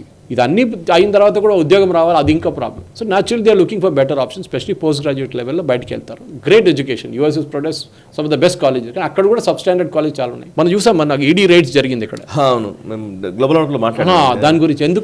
ఎందుకంటే ఇక్కడ నుంచి స్టూడెంట్స్ని ఏజెంట్స్ పంపిస్తున్నారు, కెనడాకి పంపించి బార్డర్ క్రాస్ చేపిస్తున్నారు, ఫ్యామిలీస్ని చేపిస్తున్నారు. దాంట్లో ఒక గుజరాతీ ఫ్యామిలీ చనిపోయిన తర్వాతనే ఎంక్వైరీ మొదలైంది. 600 నుంచి 1200 మంది ఏజెంట్స్ ఉన్నారంట ఇండియాలో ఈ పని చేసేటోళ్ళు. 50 నుంచి 60 లక్షలు తీసుకుంటారంట పర్ ఫ్యామిలీ. అవును, అది గ్లోబల్ రౌండప్లో కూడా మాట్లాడారు. ఎందుకు సాయి గారు ఇది why I'm bringing the national roundup, ఎందుకంటే మన పేరెంట్స్ కూడా చెప్పాలి, వాళ్ళు ఆలోచించాలి. ఈ క్రేజ్ ఒకటి ఉంది చూడండి, అమెరికన్ డ్రీమ్, అది కొంచెం టెంపర్ డౌన్ చేయండి. It is not that India is the land of all honey, అంతా బాగుంది ఇక్కడ అని చెప్పట్లేదు. కానీ మన దేశమే. కరెక్ట్. మీరు వెళ్ళండి, లీగలీ వెళ్ళండి, but you be prepared for the consequence. రేపు వెళ్ళి మోదీని తిట్టకూడదు, మోదీ ఏం చేయట్లేదు మా కోసం అని చెప్పి. మోదీ ఏం చేయలేడు, అది నడిపిస్తున్న కంట్రీ అమెరికా నడిపిస్తుంది డొనాల్డ్ ట్రంప్. ఈ the president, Modi is not the president. So the limit to which Modi can interfere in that, వాళ్ళ ఇంటర్నల్ అఫేర్స్ అవి. సో డెఫినెట్గా మీ దగ్గర స్కిల్ ఉంటే డెఫినెట్ యూఎస్ గవర్నమెంట్ మిమ్మల్ని కాపాడుకుంటారు, చూసుకుంటారు. ఎస్ సార్, ఇక నెక్స్ట్ అంశంలోకి వెళ్దాం. 2025లోకి ఎంటర్ అయ్యాము. అది క్యాలెండర్ ఇయర్ అనుకోండి, గ్రెగోరియన్ క్యాలెండర్ ఇయర్లోకి ఎంటర్ అయ్యాము. It is not a new year నిజానికి మాట్లాడితే, బట్ ఎస్ క్యాలెండర్ పరంగా చూస్తే 2024 ఎలక్షన్స్తో గడిచిపోయింది. నేను ఒక ఇయర్ ఒక షో చేశాను యాక్చువల్లీ. నేను రఘు గారు మాట్లాడాం కొంత 2024లో జరిగిన అంశాల గురించి, పొలిటికల్ డెవలప్మెంట్స్ గురించి. 2024 పూర్తిగా ఎలక్షన్స్తో నిండిపోయింది. అంటే జనరల్ ఎలక్షన్స్ జరిగాయి, and even Maharashtra, Haryana elections. Of course 2023 ఎండ్లో తెలంగాణ ఎలక్షన్స్ జరగడము, రేవంత్ రెడ్డి స్టార్ట్ చేయడమే 2024 నుంచి మొదలుపెట్టినట్టు నిజానికి మాట్లాడితే. సో 2024 కొంత రేవంత్ రెడ్డికి తెలంగాణ ప్రజలు కూడా, ఇప్పుడు మనం పల్లెటూళ్ళకి వెళ్ళి చూస్తే కూడా రేవంత్ రెడ్డి పాలన గురించి ఎవరన్నా అడిగినా కూడా మొన్ననే వచ్చాడు కదా అని అంటున్నారు. లిటరల్లీ అక్కడ 10 ఏళ్ళు కేసీఆర్ని చూసిన తర్వాత ఇంకా మొన్నే వచ్చారు, ఇంకొంచెం టైం ఇద్దాం ఈయనకి. ఆయన ఒక మానిటర్ అని ఏమంటారు, గ్రేస్ పీరియడ్ లాగా, హనీమూన్ అనుకోవచ్చు రెడ్డి, అట్లాంటి పీరియడ్లోనే ఉన్నారు రేవంత్ రెడ్డి. బట్ 2025 సింపుల్గా అయితే కనిపించట్లేదు కదా. అక్కడ ఎలక్షన్స్ ఒకవైపు ఉన్నాయి, ఇప్పుడు ఈవెన్ జిహెచ్ఎంసీ ఎలక్షన్స్ ఉంటాయి, ఈవెన్ మున్సిపల్ ఎలక్షన్స్ రాబోతున్నాయి, సో స్థానిక ఎలక్షన్స్ కావచ్చు, ఇవన్నీ ఉన్నాయి. And at the same time ఆయనకు అన్నిటికంటే పెద్దది, మనం నేషనల్ రౌండప్లో పదే మాట్లాడుతూ ఉన్నాము, డబ్బులు, ఖజానా ఖాళీ అయిపోయింది తెలంగాణ. సో 2025 రేవంత్ రెడ్డి ఎలాంటి ఛాలెంజెస్ని ఎదుర్కోబోతున్నారు, తెలంగాణ ఎస్పెషల్లీ ఏం జరగబోతుందో ఒకసారి చెప్తారా? సాయి గారు, ఫస్ట్ ఆఫ్ ఆల్ ఈ ఫార్మర్స్కి ఇచ్చింది వేవర్ కానివ్వండి, దాని తర్వాత మళ్ళీ ఇప్పుడు ఇవ్వబోతున్నారు రైతు భరోసా అది అని, దీంతో మొత్తం ఖజానా ఖాళీ అయిపోయింది. డెవలప్మెంట్కి డబ్బులు లేవు. మీరు 54,000 కోట్లు, మీ బడ్జెట్ 2 లక్షల కోట్లు, 2 లక్షల కోట్లు ఉన్నప్పుడు దాంట్లో మీరు 54 నుంచి 60,000 కోట్లు ఇచ్చేస్తే డబ్బులు ఉండవు. ఇట్ స్పేస్డ్ ఇట్ అవుట్ ఇంకో మాట, ఒక సంవత్సరానికి 5-10 పెడితే ఇంకో మాట ఉంటుంది. ఒకటేసారి 1 గోల్ వెళ్ళిపోయింది మొత్తం. ఎందుకంటే అటువైపు టీఆర్ఎస్ వాళ్ళు ప్రెజర్ పెడుతున్నారు, బీఆర్ఎస్ వాళ్ళు. అందరికి ఇవ్వట్లేదు అంది. ఇప్పుడు ఇవ్వాలే నేను టైమ్స్ ఆఫ్ ఇండియాలో చదివాను నేను that Telangana already FRBM limit cross చేయబోతుంది. ఐ థింక్ బహుశా ఒక ఆల్మోస్ట్ 34 నుంచి 40,000 కోట్ల అప్పు తీసుకున్నారు. ఇంకా 24,000 కోట్ల అప్పు డబ్బులు కావాలంటే సెంట్రల్ గవర్నమెంట్ అప్రూవల్ వేయాల్సి. సెంట్రల్ గవర్నమెంట్ ఇవ్వరు, ఎందుకంటే ఒక స్టేట్కి ఇస్తే ఇంకో స్టేట్కి ఇవ్వాల్సి వస్తుంది. ఆల్రెడీ సుప్రీంకోర్టులో కేసులో కేరళ గవర్నమెంట్కి డినై చేశారు సెంట్రల్ గవర్నమెంట్. మేము మాకు ఇవ్వాల్సిన రెస్పాన్సిబిలిటీ ఏం లేదు, వీళ్ళు ఫైనాన్షియల్ డిసిప్లిన్ మెయింటైన్ చేయకపోతే ఏం చేయలేము మేము అని చెప్పేసి. కానీ అన్నిటికంటే ఎందుకంటే మీరు ఇది రెండు కలిపేస్తే ఒకసారి ఏది మీ ఫ్రీబీ కల్చర్ని ఫైనాన్షియల్ డిసిప్లిన్ రెండు కలిపేస్తే మొత్తం పోతుంది. ఇప్పుడు అంటారు మోదీ గారు ఇస్తున్నారు కదా, మోదీ గారు సబ్సిడీ ఇస్తున్నారు. మోదీ గారు రైట్ ఆఫ్ చేయట్లేదు. మీరు రైట్ ఆఫ్ చేసినప్పుడు మీరు బ్యాంక్కి డబ్బులు ఇవ్వాల్సి వస్తుంది. వేవ్ ఆఫ్ చేసినప్పుడు రైట్ ఆఫ్ నుంచి వేవ్ ఆఫ్ స్టేజ్కి వచ్చినప్పుడు మీరు బ్యాంక్కి డబ్బులు ఇవ్వక బదులు మీరు ఫార్మర్స్కి డబ్బులు ఇస్తున్నారు. వాళ్ళు వెళ్ళి బ్యాంకులో కడుతున్నారా లేదా మీరు చూడట్లేదు. వాళ్ళు కట్టకపోతే మళ్ళీ అది నాన్ పర్ఫార్మింగ్ అసెట్ అయిపోతుంది. ఆయనకి ఇంకా లోన్ రా, మళ్ళీ నెక్స్ట్ టైం వస్తాడు మీ దగ్గర మళ్ళీ కావాలని చెప్పేసి. ఇంగ్లీష్లో సేయింగ్ ఉంది కదా, give a man a fish will come back for more. చాప వేస్తే ఇంకోసారి తిరిగి వస్తాడు, కానీ చాప ఎట్లా పట్టుకోవాలని నేర్పిస్తే అక్కడ ఆయన చూసుకుంటాడు ఆయన. అది ప్రాబ్లం అన్నమాట. సో రేవంత్ రెడ్డి గారు చాలా ఇష్యూస్ ఉన్నాయి. రైతు భరోసాకు చెప్పారు, కొత్త రేషన్ కార్డుని చెప్తున్నారు. అంటే మన అంచనా ప్రకారం మన స్టేట్లో 95% మంది బిలో పావర్టీ లైన్. కానీ ఇదే గవర్నమెంట్ అంటారు, దీనికన్నా ముందున్న బీఆర్ఎస్ గవర్నమెంట్ అన్నారు మా దగ్గర అసలు పావర్టీ అనేది వెళ్ళిపోయింది ఇక్కడ నుంచి, పర్ క్యాపిటల్ మేము ఎక్కడికో వెళ్ళిపోయాం, నా ఇండియాలో టాప్ అన్నారు. అంటే యూఆర్ టూ కాంట్రడిక్టరీ స్టేట్మెంట్స్. మీ రేషన్ కార్డు, మీ దగ్గర ఉన్న 2 వీలర్లు ఎంతమంది ఉన్నారు తెలంగాణలో, కారు ఉన్న ఎంతమంది ఉన్నారు, ఇల్లు ఉన్న ఎంతమంది ఉన్నారు, అదన్నీ యాడ్ చేస్తేనే మీది ఆల్మోస్ట్ 60% మంది ఈ రేషన్ కార్డు నుంచి బయటకు వచ్చేస్తారు. కానీ ఏం చేస్తారు, ఇల్లు వాళ్ళు లేదని చెప్తారు, ఇల్లు వాళ్ళ పేరు మీద పెట్టుకోరు. అది కాకుండా చాలా సర్కస్లు ఉన్నాయి దాని మీద కూడా. ఫ్రిడ్జ్లు దాచిపెడతారు, టీవీలు దాచిపెడతారు. ఇవ్వడం సర్వేకి వస్తే మీరు ఏం చేయక్కర్లేదండి. మీ దగ్గర ఆధార్ ఉంది, ఇన్కమ్ ట్యాక్స్ డేటాబేస్ ఉంది, వెహికల్ డేటాబేస్ ఉంది ట్రాన్స్పోర్ట్ డిపార్ట్మెంట్ దగ్గర. అది కాకుండా మిగతా సోర్సెస్ నుంచి కూడా మీరు చూసుకోవచ్చు వీళ్ళ దగ్గర ఎంత అసెట్స్ ఉందని. నేను ఇప్పుడు చెప్తాను సాయిగారు, మొన్న కూడా అల్వాల్లో మా ఇంటి దగ్గర ఉన్న రేషన్ షాప్లో నేను పక్క నుంచి వెళ్తూ చూశాను, 2 కార్లు 6 బైకులు పార్క్ చేస్తున్నాయి, బియ్యం కోసం లైన్లో వెయిట్ చేస్తున్నారు.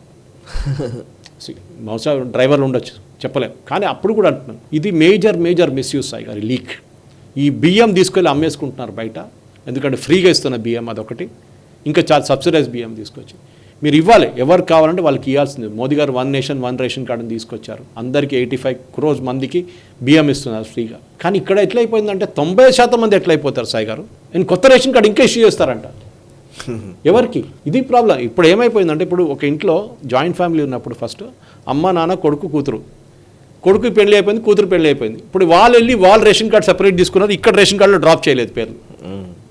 నాకు ఇప్పుడు కూడా గుర్తుంది, నా నాన్నగారు నేను కావాలని చెప్పి హైదరాబాద్కి వచ్చినప్పుడు I came back to Hyderabad in 92. దానికన్నా ముందు నుంచి చిన్నప్పటి నుంచి హైదరాబాద్లో ఉన్నాను నేను. కానీ బెంగళూరుకి వెళ్ళాను, చెన్నైకి వెళ్ళాను, బెంగళూరు నుంచి రిటర్న్ 92 హైదరాబాద్కి వచ్చినప్పుడు మా నాన్నగారు అన్నారు 91 ఈ passed away. Before that he remove my name from the ration card.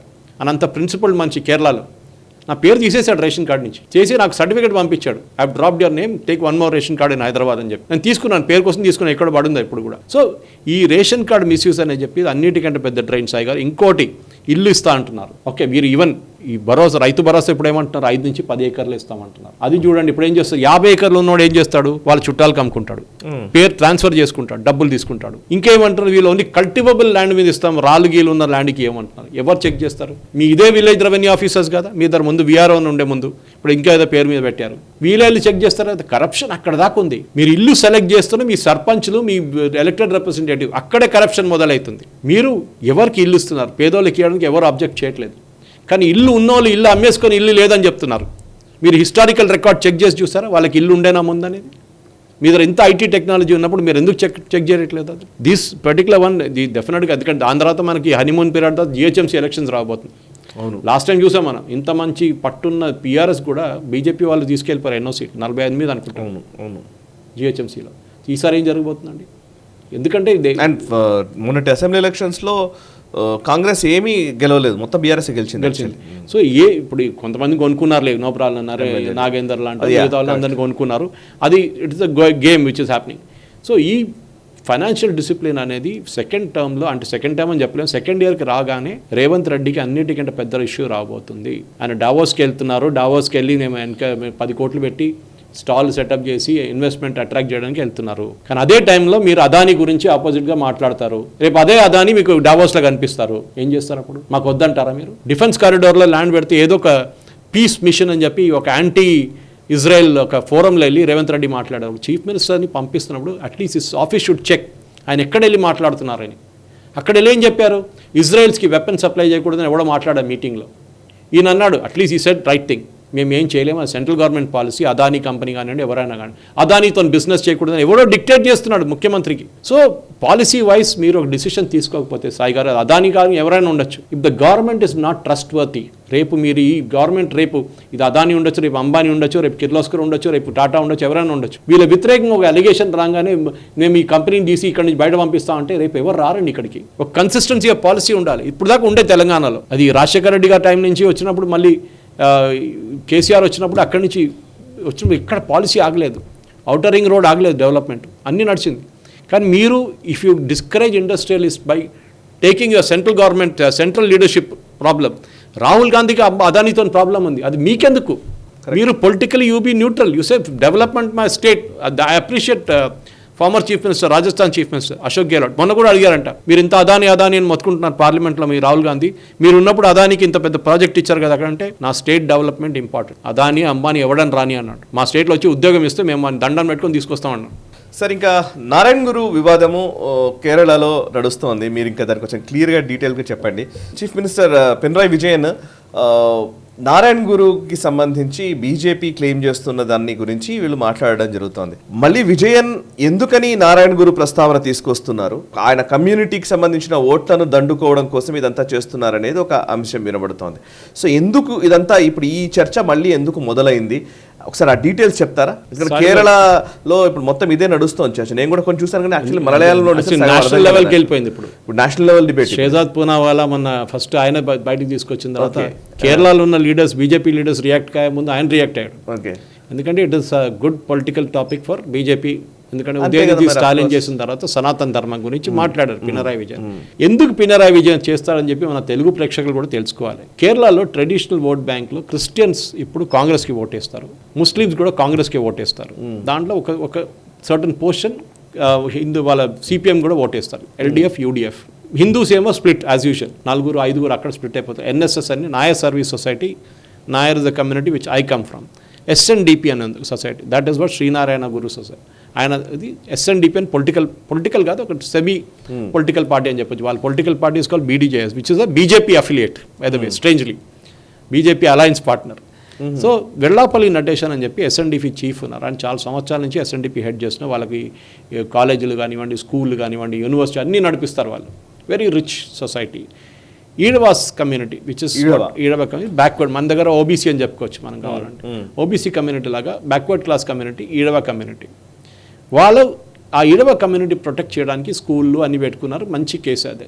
Sri Narayana గురు ఒక కమ్యూనిటీ అప్పుడు తీసుకొచ్చిన ఒక పాలసీ ప్రకారం ఆయన టెంపుల్ రిఫార్మేషన్ మూవ్మెంట్లో కూడా చాలా మంది ఉన్నారు. ఆయన అందరు హరిజనులకు కానీ ఎవరికైనా కానివ్వండి టెంపుల్ ఎంట్రీ ఉండాలని చెప్పి ఫైట్ చేసిన ఒక మంచి ఆయన. కొంతమంది పెరియార్తో కంపేర్ చేస్తారు, పెరియార్ దీనికి అసలు సంబంధమే లేదు. నారాయణ గురు సంథింగ్ డిఫరెంట్. ఆయన ఫిలాసఫీ డిఫరెంట్ ఉండే, అంటే 1 caste 1 religion 1 God అని చెప్పి ఆయన ఒక ఫిలాసఫీ తీసుకొచ్చారు. దాన్ని చాలామంది యాక్సెప్ట్ కూడా చేస్తారు. ఇప్పుడు కూడా ఆయన టెంపుల్కి వెళ్తే ట్రెడిషనల్ టెంపుల్, అక్కడ ఆయన స్టాచ్యూ బయట ఉంటుంది కానీ లోపల it is a typical Hindu temple అన్నమాట. సో ఆయన ఒక సెయింట్గా వీళ్ళందరూ తెచ్చుకున్నారు. ఇప్పుడు పినరాయి విజయన్ ప్రాబ్లం ఎక్కడ వచ్చిందంటే, ఈ ఎస్ఎన్డిపి ఓటర్స్ ఒక 20% ఉంటుంది కేరళలో, వాళ్ళు స్లోలీ కమ్యూనిస్ట్ పార్టీ నుంచి దూరం వెళ్ళిపోయారు. దానికోసం లాస్ట్ 2 లోక్సభ ఎలక్షన్లో కమ్యూనిస్ట్ పార్టీ వరకు ఒక్క సీట్ కూడా రాలేదు. ఒక సీట్ వచ్చింది ఒకసారి, ఈసారి కూడా ఒక సీట్ వచ్చింది, అంతే. వైపౌట్ అయిపోయారు లిటరలీ.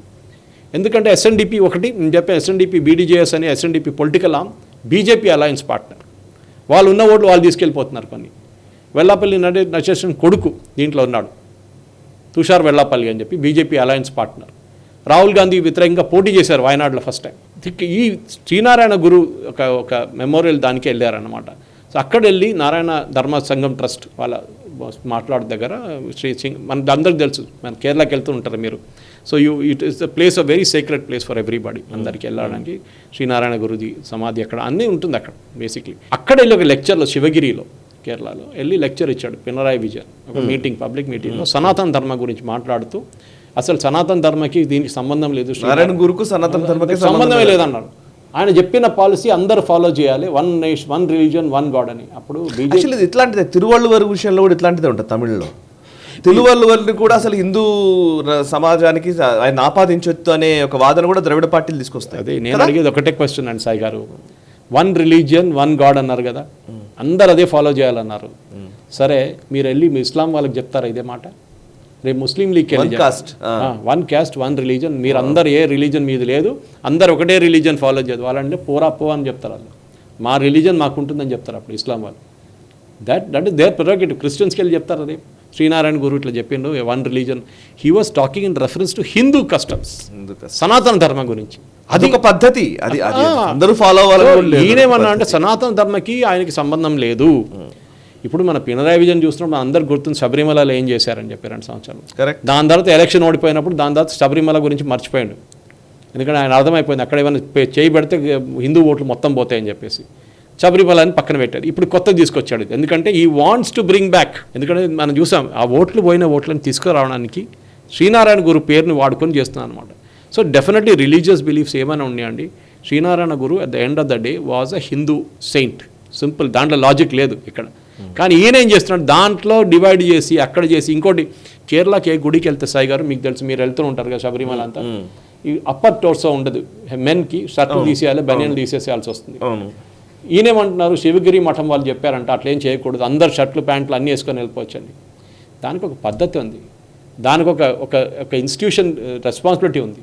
మీరు గురువారికి వెళ్తే నేను షార్ట్స్ వేసుకొని వెళ్తారా? మీరు వెళ్ళారు. ఇక్కడ ఒక టెంపుల్ గుడికి వెళ్తున్నారు, పిక్నిక్ వెళ్ళట్లేదు మీరు. సో ఎక్కడికి వెళ్తారో వాళ్ళ రిలీజియన్ ఫాలో చేయాల్సింది. మీరు మస్జిద్కి వెళ్తున్నప్పుడు మీరు టోపీ వేసుకొని వెళ్ళాలి. ఎందుకండి నేను టోపీ వేసుకోమని చెప్తారా? అలో చేస్తారు. గురుద్వారాకి వెళ్తారు మీరు, అక్కడ ఉన్న రూల్స్ మీరు పాటించాలి. కాదు మేము మాకు ఏం కావాలంటే అది చేసుకుంటా అంటారా? సో ఇక్కడ వచ్చినా కానీ ఇప్పుడు అంటాడు హిందువుల మీద ఎందుకు దాడి చేస్తున్నారు పినరాయి విజయన్? మీరు మిగతా కమ్యూనిటీస్కి వెళ్ళండి, మిగతా రిలీజియన్స్కి వెళ్ళి వాళ్ళ దాంట్లో తప్పులు చెప్పండి. మహిళ ట్రిపుల్ తలాక్ వచ్చినప్పుడు కొట్లాడిన మంచినా ట్రిపుల్ తలాక్ అంతా అసలు రివోక్ చేయకూడదు, మోదీకి తెస్తున్నా అది ఇది అని చెప్పి సిఐ చేశాడు. ఇట్లానే ఈ ముస్లిం ఓట్ల కోసం, ఇట్లాంటి కమ్యూనిటీ ఓట్స్ కోసం పినరాయి విజయన్ హిందూ కమ్యూనిటీని డివైడ్ చేస్తున్నారు. ఇది మనం నార్త్ ఇండియాలో కూడా చూస్తున్నాం, జై భీమ్ అని చెప్పి. ఇక్కడ మన అసదుద్దీన్ ఓవైసీ అంబేద్కర్ ఎంత తిట్టాడో ముస్లిం కమ్యూనిటీని మన అందరికీ తెలుసు. అసలు ఆయన రైటింగ్స్లో ఇప్పుడు ఆయన ఒక బుక్ కూడా చదువుతున్నాను నేను, because I'm doing some research for a film which is coming out on him, దానికోసం అనమాట. సో డెఫినెట్గా ఈ శివగిరి మఠంలో జరిగిన ఈ మీటింగ్లో కూడా సరే శ్రీనారాయణ గురు వాజ్ వెరీ ప్రోగ్రెసివ్, దాంట్లో అసలు డిస్ప్యూటే లేదన్నమాట. ఆయన చాలా మటుకు సోషల్ ఈవిల్స్ని పక్కన పెట్టారు. రిలీజియస్ టీచింగ్స్కి ఒకటి, సనాతన ధర్మంతో సంబంధం లేదని చెప్పడం ఇంకోటి. ఎందుకు మీ ఓట్ల కోసం మీరు చేస్తున్నారు. అండ్ బీజేపీ దీన్ని వాడుకుంటారు మళ్ళీ. సాయి గారు చూడండి, నేను దానికో చెప్పాను, అక్కడ కేరళ స్టేట్ ప్రెసిడెంట్ రియాక్ట్ అయ్యే ముందు బీజేపీ ప్రెసిడెంట్ ఇక్కడ నేషనల్ లెవెల్లో రియాక్ట్ అయ్యారు. ఎందుకంటే ఢిల్లీ ఎలక్షన్ రాబోతుంది, ఇండియా అలయన్స్ ప్రశ్నిస్తున్నారు షహజాద్ పూనావాలా, రాహుల్ గాంధీ ఏమంటాను. అది ఇంట్రెస్టింగ్. ఇంకోటి సాయి గారు, ఇది రాగానే నెక్స్ట్ డే కేరళలో కాంగ్రెస్ స్టేట్ కాంగ్రెస్ ప్రెసిడెంట్ సుధాకరన్ ఒక పబ్లిక్ మీటింగ్లో అన్నారు పినరాయి విజయన్ చెప్పింది అంతా కరెక్టే అన్నారు. ఎందుకంటే ఆయన కూడా అదే ఓట్లు కావాలి కదా, ఆయన కూడా 20 ఓట్స్ కావాలి. కానీ అదే టైంలో విత్ ఇన్ 2 hours వాళ్ళ అసెంబ్లీలో లీడర్ ఆఫ్ ఆపోజిషన్ విడి సతీషన్ కాంగ్రెస్ లీడర్ ఆయన అన్నారు పినరాయి విజయన్ చెప్పిన అంత అబద్ధం, ఆయనకు అసలు ఏం తెలియదు సనాతన ధర్మం గురించి. సనాతన ధర్మం అంటే చాలా ఇంపార్టెంట్, చాలా ఆయనకు తెలుసు ఓట్లు. కరెక్ట్. మరి ఢిల్లీ వస్తుంది, దాని తర్వాత బీహార్ వస్తుంది, దాని తర్వాత యూపీ వస్తుంది. వీళ్ళు వాడుకుంటారు. ఎట్లా ఉదయనిధి స్టేట్మెంట్ వాడుకున్నారా రాజస్థాన్లో, మధ్యప్రదేశ్లో, ఇక్కడ దాని తర్వాత హర్యానాలో వాడుకున్నారా, మహారాష్ట్రలో అట్లన్నీ ఇక్కడ కూడా వాడుకుంటారు. అండ్ టుమారో రాహుల్ గాంధీ లేకుంటే ఈయన చెప్పినట్టు కేసీ వేణుగోపాల్ వీరు ఒక స్టేట్మెంట్ ఇష్యూ చేయాల్సి వస్తుంది, మాకు పినరాయి విజయన్తో సంబంధం లేదు. చూడండి అది రాబోతుంది జల్దీ సాయి గారు. కరెక్ట్. ఎస్ సార్, ఇక నెక్స్ట్ అంశంలోకి వెళ్దాం సార్. సుప్రీంకోర్టుకి సంబంధించిన అంశాలు కొన్ని ఉన్నాయి. బేసికల్లీ ఇప్పుడు రైతుల పేరిట జరుగుతున్న ఒక ఉద్యమం నడుస్తూ ఉంది. దాని గురించి మనకు తెలుసు, మనం చాలాసార్లు మనం మాట్లాడుతూనే ఉన్నాం. వెనకాల అనేక శక్తులు పనిచేస్తున్నాయి మోదీ ప్రభుత్వాన్ని ఇరుకున పెట్టడానికి అనే విషయం తెలుసు. సో ఇప్పుడు ఆ రైతు సంఘాల నాయకులు ఎవరైతే ఉన్నారో, ఈ ఎడ్యుకేట్ చేస్తున్న వాళ్ళు ఉన్నారో, వాళ్ళతో మాట్లాడడానికి సుప్రీంకోర్టు ఒక ప్యానెల్ సంసిద్ధమవుతున్నట్టుగా తెలుస్తోంది. సో సుప్రీంకోర్టు ఎందుకు చర్చలు జరపాలి? ఇది అసలు ప్రశ్న. ప్రభుత్వం కదా చర్చలు జరపాలి. ఎవరైనా సరే ఒక నిరసనలు చేస్తున్నారంటే నిరసనకారులకి ప్రభుత్వానికి మధ్య చర్చ జరుగుతాయి, వాళ్ళ డిమాండ్లను పరిష్కరించడమా లేదా ఒక నెగోషియేషన్, ఇవన్నీ నడుస్తూ ఉంటాయి. సుప్రీంకోర్టు ఏంటి ఇది ఒకసారి ఎందుకు ఇక్కడ మొదలైంది? జగ్జీత్ సింగ్ దాలేవాల్ అని ఒక ఫార్మర్ లీడర్ ఫాస్ట్ అంటూ డెత్లో ఉన్నారు, నిరాహార దీక్ష నడుస్తూ. సో ఆయన హెల్త్ కండిషన్ కొంచెం ఖరాబ్ అయినప్పుడు సుప్రీంకోర్టు ఏమన్నారు, పంజాబ్ గవర్నమెంట్ దగ్గర మీరు కొంచెం ట్రీట్మెంట్ ఇవ్వని ఆయన యూజువల్లీ ఏం చేస్తారు, మన దగ్గర ఏం చేస్తారంటే రాత్రికి వచ్చి ఎత్తుకెళ్ళిపోయి హాస్పిటల్లో పడేస్తారు, డ్రిప్పులు ఇచ్చేస్తారు, అయిపోతుంది, ఫాస్ట్ అండ్ టు డెత్ అక్కడే ఫినిష్. పంజాబ్ గవర్నమెంట్ బడిపడుతున్నారు, ఒకటి వాళ్ళ ఓట్ బ్యాంక్, అది వాళ్ళ మీద చేయి పెడితే ఏమైనా అయితే గొడవ అయితే ఫైరింగ్, పోలీస్ లాఠీ చార్జ్ అయితే వీళ్ళు మొత్తం ఓట్లు పోతాయి. బీజేపీకి ఏం పోదు, బీజేపీ పక్కన కూర్చొని చూస్తూనే ఉంటారు వాళ్ళు. ఈ ప్రాబ్లంలో ఎక్కడ వచ్చిందంటే సుప్రీంకోర్టు కమిటీని అపాయింట్ చేశారు. ఫస్ట్ సుప్రీంకోర్టు డైరెక్ట్ అడిగారు, ఈయన ట్రీట్మెంట్ తీసుకుంటా అంటే నేను ట్రీట్మెంట్ ఎవడొచ్చినా తీసుకోనని చెప్పాడు సార్, స్ట్రైట్ అవే. సుప్రీంకోర్టు కాదు, ఎవడొచ్చిన దేవుడు వచ్చినా నేను తీసుకోనని చెప్పాడు. ఏం చేస్తారు సుప్రీంకోర్టు, ఇప్పుడు ఒక హై పవర్డ్ కమిటీని పెట్టారు. Former Punjab and Haryana high court judge ఆయన నవాబ్ సింగ్ని పెట్టారు. దాంతో ఒక 4-5 కమిటీ మెంబర్స్ ఉన్నారు. Former DGP of Haryana B Sandhu, Devender Singh Sharma ఒక అమృత్సర్ నుంచి కాలేజ్ నుంచి ప్రొఫెసర్ ఆయన పెట్టారు, రంజిత్ సింగ్ హుమాన్ పెట్టారు, సుఖ్పాల్ సింగ్ అగ్రికల్చర్ ఎకానమిస్ట్, వీళ్ళందరినీ పెట్టి కమిటీ తయారు చేశారు. వీళ్ళతో మాట్లాడాలంట. ఏం అడుగుతున్నారు డిమాండ్స్ ఏంటి Sai garu? Minimum support price constitutional provision చేయాలంటున్నారు. ఈవెన్ కాంగ్రెస్ కూడా వాళ్ళు పరిపాలించిన 6 దశాబ్దాలు, వారు ఆల్మోస్ట్ 60 years అనుకుంటాను సాయి గారు, 62 years ఆఫ్ కాంగ్రెస్ దాంట్లో కాంగ్రెస్ కూడా తీసుకురాలేదు రూల్ని. MSP is not a constitutional obligation. తీసుకొస్తే మన బడ్జెట్, యూనియన్ బడ్జెట్ది 3/4 budget will have to go for this, 3/4 budget. ఎందుకంటే ఒకసారి కాన్స్టిట్యూషనల్ ప్రొవిజన్ చేస్తే వాడు 1 కిలో ప్యాడీ తీసుకొస్తే కూడా మీకు కొనాల్సి వస్తుంది ఆ ప్రైస్లో. ఇప్పుడు ఆ ఆబ్లిగేషన్ లేదు, కొంచెం కొంత ప్రైవేట్ వాళ్ళు కొంటారు అంతే. సో దానికోసం ఏ గవర్నమెంట్ అన్నా దీన్ని అంగీకరించారు. సుప్రీంకోర్టు వచ్చి మేము దీన్ని చేస్తాం, మేము నెగోషియేట్ చేస్తాం. మీరు అడిగిన ప్రశ్న కరెక్ట్ సార్. లక్షల కోట్ల కేసు పడున్నాయి సుప్రీంకోర్టు నుంచి, లోవర్ కోర్టు నుంచి సుప్రీంకోర్టు దాకా. వీళ్ళు దాని గురించి ఎందుకు కాన్సన్ట్రేట్ చేయట్లేదు? అక్కడ ఉన్న కేసు పక్కన పెట్టి ఇట్లాంటి కేసు వినడం ఎందుకు? వీరెవరు ఫస్ట్ ఆఫ్ ఆల్? రేపు సుప్రీంకోర్టులో వీళ్ళు గవర్నమెంట్ వచ్చి అంటారు, రేపు నుంచి మీరు జడ్జి కోర్టు మేము నడిపిస్తామంటే ఎట్లా ఉంటుంది సాయి గారు? అండ్ ఇంకోటి ఇప్పుడు సుప్రీంకోర్టు వచ్చేసి మేము ఇస్తామంటే ఇచ్చే అధికారం వాళ్ళకి లేదు. అదే అంటారు, ఇచ్చే అధికారం ఎవరికి ఉంది? ప్రభుత్వానికి కదా. ఇప్పుడు ఈ శంభు బార్డర్ మొత్తం బ్లాక్ చేశారు, హైవేలు బ్లాక్ చేశారు. నేను వెళ్ళి ఒక హైవే మీద కూర్చుంటే, ఇక్కడ NH-44 దగ్గర హైదరాబాద్లో కూర్చుంటే పోలీసు వాళ్ళు వచ్చి ఎత్తుకెళ్తారు. వీళ్ళకేంటంటే స్పెషల్ ప్రివిలేజ్, హైవేస్ బ్లాక్ చేయడం, కిలోమీటర్ తిరిగి వెళ్తున్నారు, 50-100 కిలోమీటర్లు తిరుగుతున్నారు హర్యానా పంజాబ్ బార్డర్ దగ్గర. ఎవరిని? ఇది ఫస్ట్ టైం కాదు ఇది. Supreme court is encouraging such people. Supreme court is encouraging lawlessness. ఇది మనం ఫస్ట్ ఆఫ్ ఆల్ అడగాల్సిన ప్రశ్న. సెకండ్, వీళ్ళు అంటున్నారు మేజర్ డిమాండ్ ఏంటి? న్యూట్రల్ హై పవర్డ్ కమిటీని పెట్టాం. హై పవర్డ్ కమిటీ అంటే అది అర్థం కాదు, ఏం హై పవర్డ్ అన్న దీంట్లో. ఈ హై పవర్డ్ కమిటీ ఏం చేస్తారు? అబ్జెక్టివ్గా అనలైజ్ చేస్తారంట. ఏంటి వాళ్ళ మెయిన్ డిమాండ్ ఏంటి? కాన్స్టిట్యూషనల్ ప్రొవిజన్ చెప్పినాడు, మినిమం సపోర్ట్ ప్రైస్కి. అదైతే ఇవ్వరు గవర్నమెంట్. ఏ గవర్నమెంట్ కూడా, పంజాబ్ గవర్నమెంట్ కూడా చెప్పేశారు మేము ఇవ్వని చెప్పేశారు ఆల్రెడీ. నెక్స్ట్ ఏం చెప్పారు వీళ్ళు? ఆల్రెడీ సంయుక్త కిసాన్ మోర్చా అని ఒకటి ఉంది, మనకు తెలుసు. మన తికాయత్ కూడా దాంట్లో ఒక టైంలో ఉండే, ఆ టైం ఇప్పుడు ఉన్నాడో లేదు తెలియదు. దాంట్లో వాళ్ళైతే స్ట్రేట్ అవే చెప్పేశారు మేము కమిటీని కలవం, ఎవరిని కలవం అని చెప్పేశారు. మరి వాట్ ఫేస్ యూఆర్ లూజింగ్ సుప్రీంకోర్టున రెస్పెక్ట్ పోతుంది డే బై డే. వీళ్ళు వాళ్ళ మెయిన్ క్రక్స్ ఉన్న పనిని పక్కన పెట్టి ఇట్లాంటి పనికి వెళ్తున్నారు వీళ్ళు. మీ దగ్గర ఉన్న లక్షల అదే రోజు ఈ కేసు విన్న రోజు అదే టైంలో 5-6 కేసులు క్లియర్ అయిపోతుండే. మీరు అదన్నీ పక్కన పెట్టి దాని డేట్ ఎక్స్టెండ్ చేసి తారీఖు చేసేసి ఇది చేస్తున్నారు ఇట్లాంటి పనులు. అండ్ డెఫినెట్ ఇది ఇప్పుడు ఫస్ట్ టైం కాదు సాయి గారు, this is something that has to be question. ఎందుకంటే ఈ మినిమం సపోర్ట్ ప్రైస్ కానివ్వండి, మిగతా ఇష్యూస్ అని గవర్నమెంట్ది మీరు చెప్పినట్లు గవర్నమెంట్ నెగోషియేట్ చేయాల్సింది. సుప్రీంకోర్టు చేంజ్ చెప్తారు, రేపు గవర్నమెంట్ ఇంప్లిమెంట్ చేయమంటారా? You cannot do it. Institutional debt గురించి మాట్లాడుతున్నారు, అన్నీ వేవ్ చేసామంటున్నారు లోన్లన్నీ. ఎందుకంటే మా లోన్లు కూడా వేవ్ చేయండి, మా హోమ్ లోన్లు తీసేసేయండి. మేము కూడా అడుగుతాం, మిడిల్ క్లాస్ అడుగుతాం. మేము రేపటి నుంచి హోమ్ లోన్లు కట్టాం, EMI కట్టాం బండి మీద, అంత గవర్నమెంట్ వేవ్ ఆఫ్ చేయాలని చెప్తాం. We're not a voting force, అది ప్రాబ్లం. మనం 10 మంది వచ్చి రోడ్డు మీద నిలబడాలి మనం అడగడానికి, వాళ్ళు వచ్చి నిలబడతారు, దానికోసం వాళ్ళ వాట వింటారు. జిస్కి లాటి ఉస్కి భైన్స్ అంటారు హిందీలో. మీరు రోడ్డు మీద వచ్చి 10 మంది 20 మంది 30 మంది నిలబడితే గవర్నమెంట్ వచ్చి ఎస్ అని చెప్తారు. అదే మనం ఇంట్లో కూర్చొని డ్రాయింగ్ రూమ్లో కూర్చొని క్రిటిసైజ్ చేస్తాం గవర్నమెంట్ని. మన దగ్గర దమ్ము లేదు సాయి గారు మిడిల్ క్లాస్ దగ్గర, అది problem. We're all arm chair experts. వీళ్ళు ఉన్నారు, ట్రాక్టర్లు తీసుకొస్తారు, BMW కార్లు వస్తారు, ప్రొటెస్ట్ అంటారు, మేము పువర్ ఫార్మర్స్ అంటారు. మన బంద్ పాటించారు సాయి గారు. ఒక మహిళ వీడియో కూడా వైరల్గా వెళ్ళింది. అది ఆ మహిళ ప్రశ్నించింది, నా కడుపు మీద కొడుతున్నారు మీరు, ఒక రోజు బంద్ చేస్తే ఎవరు తండ్రి పడతారు మా ఇంటికి అని అడిగారు వాళ్ళు. ఆమె ట్రైన్ల కోసం ఎంతో మంది ఈ వెదర్లో కూర్చున్నారు రైల్వే స్టేషన్లో, ఎవరికి పోయిందండి? ఇదే సుప్రీంకోర్టు అంటారు బంద్ పాటిస్తే ఇల్లీగల్ అన్నారు, నార్మల్ సిటిజన్ చేస్తే. కరెక్ట్, వీళ్ళు చేస్తే ఇల్లీగల్ కాదా? Definite time has come. Supreme court ఓజ్ a responsibility to people. Supreme court పని సుప్రీంకోర్టు చూసుకోవాలి, ఇది సుప్రీంకోర్టు పని కాదు. Leave the issues to the గవర్నమెంట్కి తెలుసు పొలిటికల్ ఎట్లా హ్యాండిల్ చేయాలని చెప్పి. దీనికన్నా ముందు కూడా వీళ్ళు ఇట్లాంటి పనులు చేస్తారు చాలా మటుకు. They fallen flat on the face. And definitely this time also it will gone happen Sai garu. And ఇంకొక వైపు ఉంది సార్, అదే కొలీజియంకి సంబంధించిన అంశాల్లో మనం చాలాసార్లు డిస్కస్ చేస్తూనే ఉన్నాము. సుప్రీంకోర్టు కొలీజియమే వాళ్ళ జడ్జిల్ని, హైకోర్టు జడ్జిల్ని కానివ్వండి, వాళ్ళని నియామకాలు చేస్తూ ఉంటుందని. సో ఇప్పుడు నిజానికి ఆ జడ్జిల నియామకాల్లో కూడా చాలాసార్లు వస్తున్న ఆరోపణలు ఏంటంటే, ఈవెన్ రవిశంకర్ ప్రసాద్ ఉన్నప్పటి నుంచి మనం డిస్కషన్స్ చేస్తూనే ఉన్నాం, న్యాయశాఖ మంత్రిగా ఆయన ఉన్నప్పటి నుంచి కూడా. సో మేజర్గా ఏంటంటే ఈ జడ్జిల నియామకం జరుగుతున్నప్పుడు ఆ జడ్జిలకు సంబంధించిన కొడుకులు, బంధువులు, వాళ్ళకు సంబంధించినటువంటి వాళ్ళని మాత్రమే జడ్జిలుగా నియమిస్తున్నారు చాలా వరకు అనేది ఒక ఆరోపణ చాలా సంవత్సరాలుగా నడుస్తోంది. సో మేబీ ఇప్పటి నుంచి అది జరగకపోవచ్చు అనే ఒక లెక్క కనబడుతోంది. జరుగుతుందా? ఎన్జేఏసీకి సంబంధించి ఉన్న రూల్స్ ఏంటి? దాన్ని అంతకుముందు ఎన్జేఏసీని తీసుకొస్తే దాన్ని సుప్రీంకోర్టే తీసేసింది.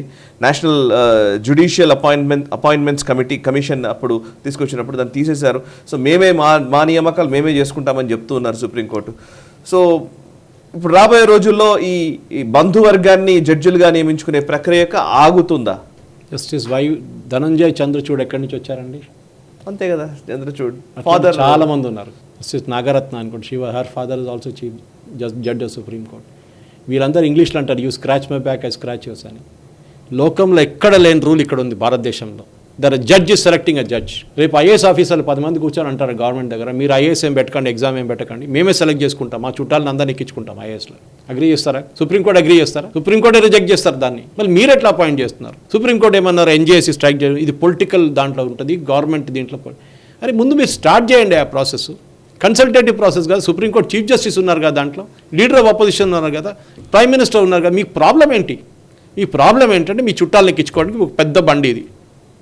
అందరు ఎక్కించుకున్నారు. స్పెషలీ డైరెక్ట్లీ అడ్వకేట్స్ నుంచి, సీనియర్ లాయర్స్ నుంచి వాళ్ళని డైరెక్ట్గా హైకోర్టు జడ్జెస్ అపాయింట్ చేయడం. మున్సిఫ్ కోర్టు వెళ్ళరు, సెషన్స్ కోర్టుకి వెళ్ళరు, డిస్ట్రిక్ట్ కోర్టుకి వెళ్ళరు, డైరెక్ట్ హైకోర్టుకి అపాయింట్మెంట్. ఆలోచించండి సాయి గారు, ఎక్కడ నడుస్తుంది? ఈవెన్ యూఎస్ అక్కడ పొలిటికల్ అపాయింట్మెంట్స్ ఉంది. బుష్ వస్తే బుష్ వాళ్ళని మంది పెడతారు, బైడెన్ వస్తే బైడెన్ వాళ్ళ జడ్జి సుప్రీంకోర్టు జడ్జిగా నామినేట్ చేస్తారు, ఇప్పుడు ట్రంప్ వస్తే ట్రంప్ వాళ్ళు పెడతారు. అంటే వేకెన్సీ ఉండాలి అక్కడ, అది మెయిన్ థింగ్ అనమాట. Because in US supreme court judges retire కారు, they continue till they die or they retire on their own.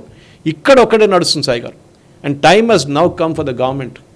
ఎందుకంటే ఎన్జేఏసీ 2015 మనం చూసాం, కొట్టిపడేశారు. ఇప్పుడు ఏమవుతుంది సాయి గారు, 50%, ఇప్పుడు ఒక హియరింగ్లో అడ్వకేట్స్ వాళ్ళు చెప్పారు కూడా, 50% ఆఫ్ ద హైకోర్టు జడ్జెస్, ఇప్పుడున్న హైకోర్టు జడ్జెస్ ఎగ్జిస్టింగ్ జడ్జెస్, ఎవరో చుట్టాలు, అయితే సుప్రీంకోర్టులో ఉన్న జడ్జి చుట్టాలు, X supreme court, X high court, ex chief justice of high court, వీళ్ళ చుట్టాలే కూర్చున్నారు ఇప్పుడు హైకోర్టులో వచ్చి.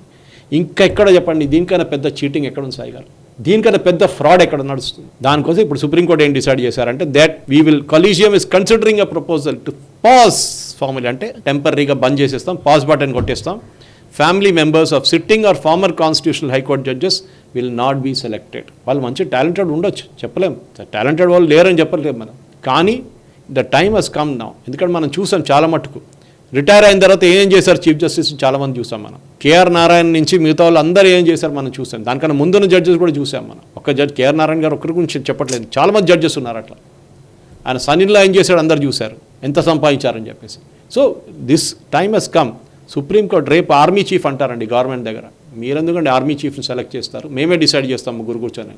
అగ్రీ చేస్తారా? అప్పుడు సుప్రీంకోర్టు నో ఇట్స్ ఇల్లీగల్ అంటారు. అరే మీరే చేసి ఇల్లీగల్. ఎన్జేఏసీ అని కాన్స్టిట్యూషన్కి ఒక బిల్ తీసుకొచ్చిన గవర్నమెంట్ పాస్ చేసిన పార్లమెంట్ లా అని మీరు కొట్టిపడేశారు. Parliament job is to make law, supreme court job is democracy అంటేనే parliament is supreme. Parliament passes a law, supreme court is suppose to interpret it, interpret not strike it down. మరి ఇట్లాంటి అన్ని bills strike down చేస్తే మళ్ళీ parliament ఎందుకండి? Parliament బంద్ చేసి పడేసేయండి. మీకు సపరేట్గా 3 ఆర్మ్స్ ఇచ్చారు, ఎగ్జిక్యూటివ్, జ్యుడిషియరీ అని మీరు క్లియర్గా ఇచ్చారు. అది ఆయన అడ్మినిస్ట్రేటివ్. మీరు ఒక్కదానికి వెళ్ళి ఇంకో దానికి కాలు పెడితే పంజాబ్ ఇష్యూ చెప్పినట్లు ఫార్మర్స్ అని, అజిటేషన్ ఫార్మర్స్ అని వెళ్ళి మాట్లాడాలి. మీ పని అండి, మీ పని అక్కడ ఉన్న లక్షల కేసులు పడున్నాయి, దాన్ని సార్ట్అవుట్ చేయండి. ఫస్ట్ జీతాలు తీసుకుంటున్నారు మీరు, అది చేయకుండా మిగతా దానికి అందరు తప్పు పడతారు. ఇక్కడ హైదరాబాద్ తప్పు పడతారు, మీ చేసే తప్పు. ఇదే హైకోర్టు చెప్పారు హైదరాబాద్కి వెళ్ళి, అరే ముందు కొట్టుపడేయండి రా మిగతా అంత illegal structures full tank level అని. ఇప్పుడు అంటారు ఎందుకు కొడుతున్నారు మీరు అంటున్నారు. అరే you decide on one thing boss, illegal is illegal, simple. Lake నడిమిట్లో ఎవడైనా ఇల్లు కడితే ఇల్లు ఇల్లీగల్, అది కాదు వాళ్ళకు కూడా నోటీస్ ఇవ్వాలంటున్నాడు. ఎందుకు? దొంగతనం చేస్తే దొంగని పట్టుకొని నోటీస్ ఇవ్వాలి అని కూడా నాకు అర్థం కాదు సాయి గారు.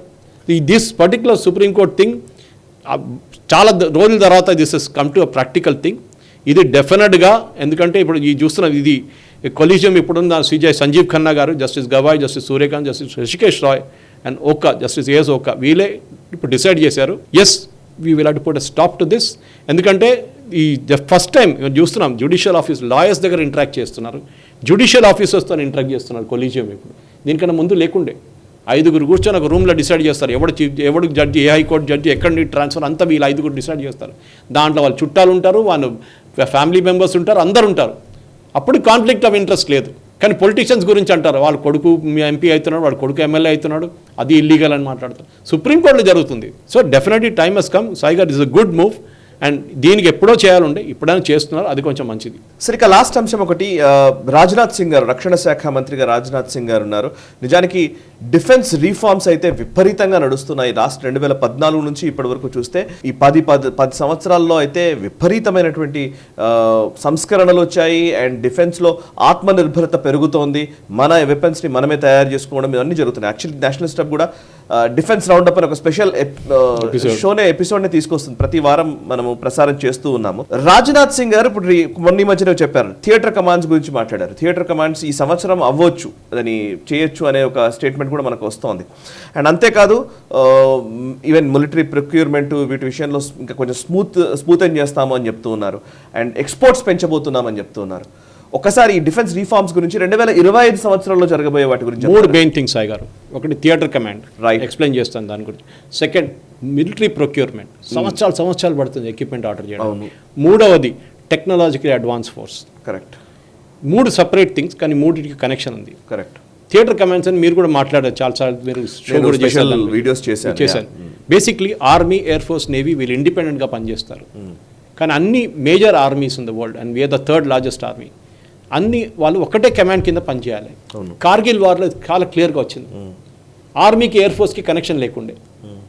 ఆర్మీ సపోర్ట్ అడిగినప్పుడు ఎయిర్ ఫోర్స్ ఏమో వాళ్ళ కమాండర్ దగ్గర నుంచి వాళ్ళు ఇన్స్ట్రక్షన్ తీసుకుంటున్నారు, ఆర్మీ దగ్గర తీసుకోమని అంటున్నారు. ఆర్మీ అంటే వచ్చి బాంబ్ చేయరాన్న మా మీద అక్కడ పైనుంచి కొడుతున్నారంటే wait, we will check and then we will do. కాదు, ఒకటే లీడర్ ఉండాలి. ఒక థియేటర్ కమాండ్ అంటే ఒక ఏరియా. ఇప్పుడు అండమాన్ అండ్ నికోబార్ ఒక థియేటర్ కమాండ్, మనకి అక్కడ ఆల్రెడీ ఒక థియేటర్ కమాండ్ సెటప్ చేసుకున్నాం ఫస్ట్ ఎక్స్పెరిమెంట్ లాగా. వర్క్ అవుతుంది, చాలా బాగా వర్క్ అవుతుంది. ప్రాబ్లం ఏంటంటే ఈగో. ఎయిర్ ఫోర్స్కి చీఫ్కి, లేకుంటే ఎయిర్ ఫోర్స్ కమాండర్కి, నేవీ కమాండర్కి పడదు, అది ఆర్మీ కమాండర్స్కి పడదు. ఈగో పోవాలి, పక్కన పెట్టేసాలి. మోడర్న్ వార్ఫేర్లో రెండవది ప్రొక్యూర్మెంట్ ఆఫ్ ఎక్విప్మెంట్స్. గారు బోఫోర్స్ నుంచి మొదలైంది ఈ ప్రాబ్లం. భయం, ఆ ఎక్విప్మెంట్ ఆర్డర్ చేయాలంటే భయం. ఎందుకంటే ఎవడో వచ్చి పెడతారు, పుల్లలు పెడతాడు, ఆ కమిషన్ తీసుకున్నాడు, అది ఇది అని చెప్పేసి. రఫాల్లో చూసాం మనం, స్కార్పియన్లో చూసాం మనం, అగస్టా వెస్ట్లాండ్ చూసాం మనం. అన్నిట్లో మనకు స్కామ్లు వచ్చినాయి. కానీ ఇప్పుడు ఏం చేస్తున్నారు గవర్నమెంట్ అంటే, మోదీ గవర్నమెంట్ వచ్చిన తర్వాత గవర్నమెంట్ డీలింగ్ చేసుకుంటున్నారు. రఫాల్ కేసు అదే, Rafale is made by a private company, Dassault Aviation. కానీ మోదీ గవర్నమెంట్ ఏమన్నారు, అన్లైక్ లాస్ట్ టైం, అదే A K Antony garu defence minister ఉన్నప్పుడు, we're directly talking to Dassault. అక్కడే కరప్షన్ మొదలవుతుంది. 10%, 20% కమిషన్. మేము మాట్లాడడం, గవర్నమెంట్ ఆఫ్ ఫ్రాన్స్ అని మాట్లాడతాం, government of France will speak to Dassault. అది చేశారు ఫస్ట్. సెకండ్, మీరు చెప్పినట్టు ఎక్విప్మెంట్ ఆర్డరింగ్ ఇప్పుడు షార్టన్ చేశారు. కొన్ని థౌజండ్స్ ఆఫ్ క్రోర్స్కి ఒక ఆర్మీ కమాండర్కి ఇచ్చేసారు. 400 కోట్లు మీరు ఆర్డర్ చేసుకోండి, యూ కెన్ ఆర్డర్ ఇట్. చాలా మటుకు ఈవెన్ నేషనల్ లెవెల్లో కూడా కమిటీ కూర్చొని ఫాస్ట్ క్లియర్ చేస్తున్నారు ఎక్విప్మెంట్. ఎందుకంటే ఇవాళ ఒక ఇంపోర్ట్ ఎక్విప్మెంట్ చేయాలంటే సాయిగారు అది 5 సంవత్సరాల తర్వాత వస్తుంది, అప్పుడు దాకా అవుట్డేటెడ్ అయిపోతుంది అది. మూడోది technologically advanced army. It is no longer volume. Ukraine war has taught us. మీకు ఎంత పెద్ద ఆర్మీ ఉన్నా కానీ మీ దగ్గర 4 మిసైళ్ళు ఉంటే, మీ దగ్గర 4 డ్రోన్లు ఉంటే మీరు ఏ దాన్ని చేయొచ్చు. ఇజ్రాయెల్తో చూస్తున్నాం మనం. ఇజ్రాయెల్ హజ్ ఇంప్లిమెంటెడ్ పేజర్తో చేశారు వాళ్ళు. మొత్తం ఆలోచించండి, వాకీటాకీతో చేశారు, బాంబులు తయారు చేశారు వాళ్ళు. War has changed. ముందట్లాగా ఒక 50,000 మంది పరిగెత్తుకుంటూ పోడు ఫీల్డ్లో మనం చూస్తుంటాం ఒక సినిమాల్లో. అట్లా కాదు ఇప్పుడు. సెకండ్ వరల్డ్ వార్ తర్వాత మొత్తం మారిపోయింది. ఇప్పుడు యుక్రెయిన్ వచ్చింది, మొత్తం ఎక్కడ ఉన్నా అక్కడే కూర్చొని కొడుతున్నారు. We're seeing that. చిన్న హూతీలు కూడా కొడుతున్నారు అక్కడి నుంచి, యమన్ నుంచి. ఇజ్రాయెల్ మీద ఫైర్ చేస్తున్నారు, ఎక్కడో 2,000 కిలోమీటర్లు వచ్చి కొడుతున్నారు. సో టెక్నాలజీ అంటే యంగ్స్టర్స్ కావాలి. దానికి అగ్నివీర్ స్కీమ్ పనికి వస్తుంది, ఎందుకంటే వాళ్ళు టెక్నాలజీతో డీల్ చేయొచ్చు టుడేస్ యంగ్స్టర్స్. సో పాత సిస్టమ్ మొత్తం మార్చడానికి I think one of the best performing ministers Sai గారు, డౌటే లేదు క్యాబినెట్లో. కరెక్ట్. రాజ్నాథ్ సింగ్, చాలామంది ఆయనకి ఎక్కువ ప్రాముఖ్యత ఇయ్యరు, కానీ ఎందుకంటే ఆయన అంత హై ప్రొఫైల్ మినిస్టర్ కాదు, ఎక్కువ మాట్లాడరు ఆయన. దాట్ బికాజ్ హీ గెట్స్, ఆయన పని చూసుకుంటున్నాడు. డిఫెన్స్ని మోడర్నైజేషన్, ఇంత మంచి defence minister I don't think India had in the recent past. I think George Fernandes తర్వాత వచ్చిన best defence minister is Rajnath Singh. Thank you very much Suresh Kochatla garu. చాలా విషయాలు మనం అద్భుతంగా మీరు వివరించారు, విశ్లేషించారు. Really thank you very much sir. So చూసారు కదా, ఇది ఈ వారం నేషనల్ రౌండప్. వచ్చే వారం నేషనల్ రౌండప్లో మళ్ళీ కలుద్దాం. 127వ ఎపిసోడ్. ఈ ఎపిసోడ్ మీకు నచ్చినట్లయితే వెంటనే లైక్ చేయండి, 10 మందికి షేర్ చేయండి, అండ్ మీ కమెంట్స్ ద్వారా మీ అభిప్రాయాలు మాతో పంచుకోండి. మనసా వాచా కర్మణ దేశహితం కోసం పరితపించే నేషనలిస్ట్ హబ్ గ్రూప్ ఆఫ్ ఛానల్స్ని సబ్స్క్రైబ్ చేసుకొని జాతీయవాద జర్నలిజాన్ని ప్రోత్సహించండి. Thank you very much. ఈ వీడియో మీకు నచ్చినట్టయితే లైక్ చేయండి, 10 మందికి షేర్ చేయండి. అలాగే కామెంట్ల రూపంలో మీ అభిప్రాయాలను మాతో పంచుకోండి. Nationalist hub group of channels ను సబ్స్క్రైబ్ చేసుకుని తెలుగునాట జాతీయవాద జర్నలిజాన్ని ప్రోత్సహించండి. ఈ వీడియో కింద ఉన్న బెల్ ఐకాన్ పై క్లిక్ చేయడం మర్చిపోవద్దు.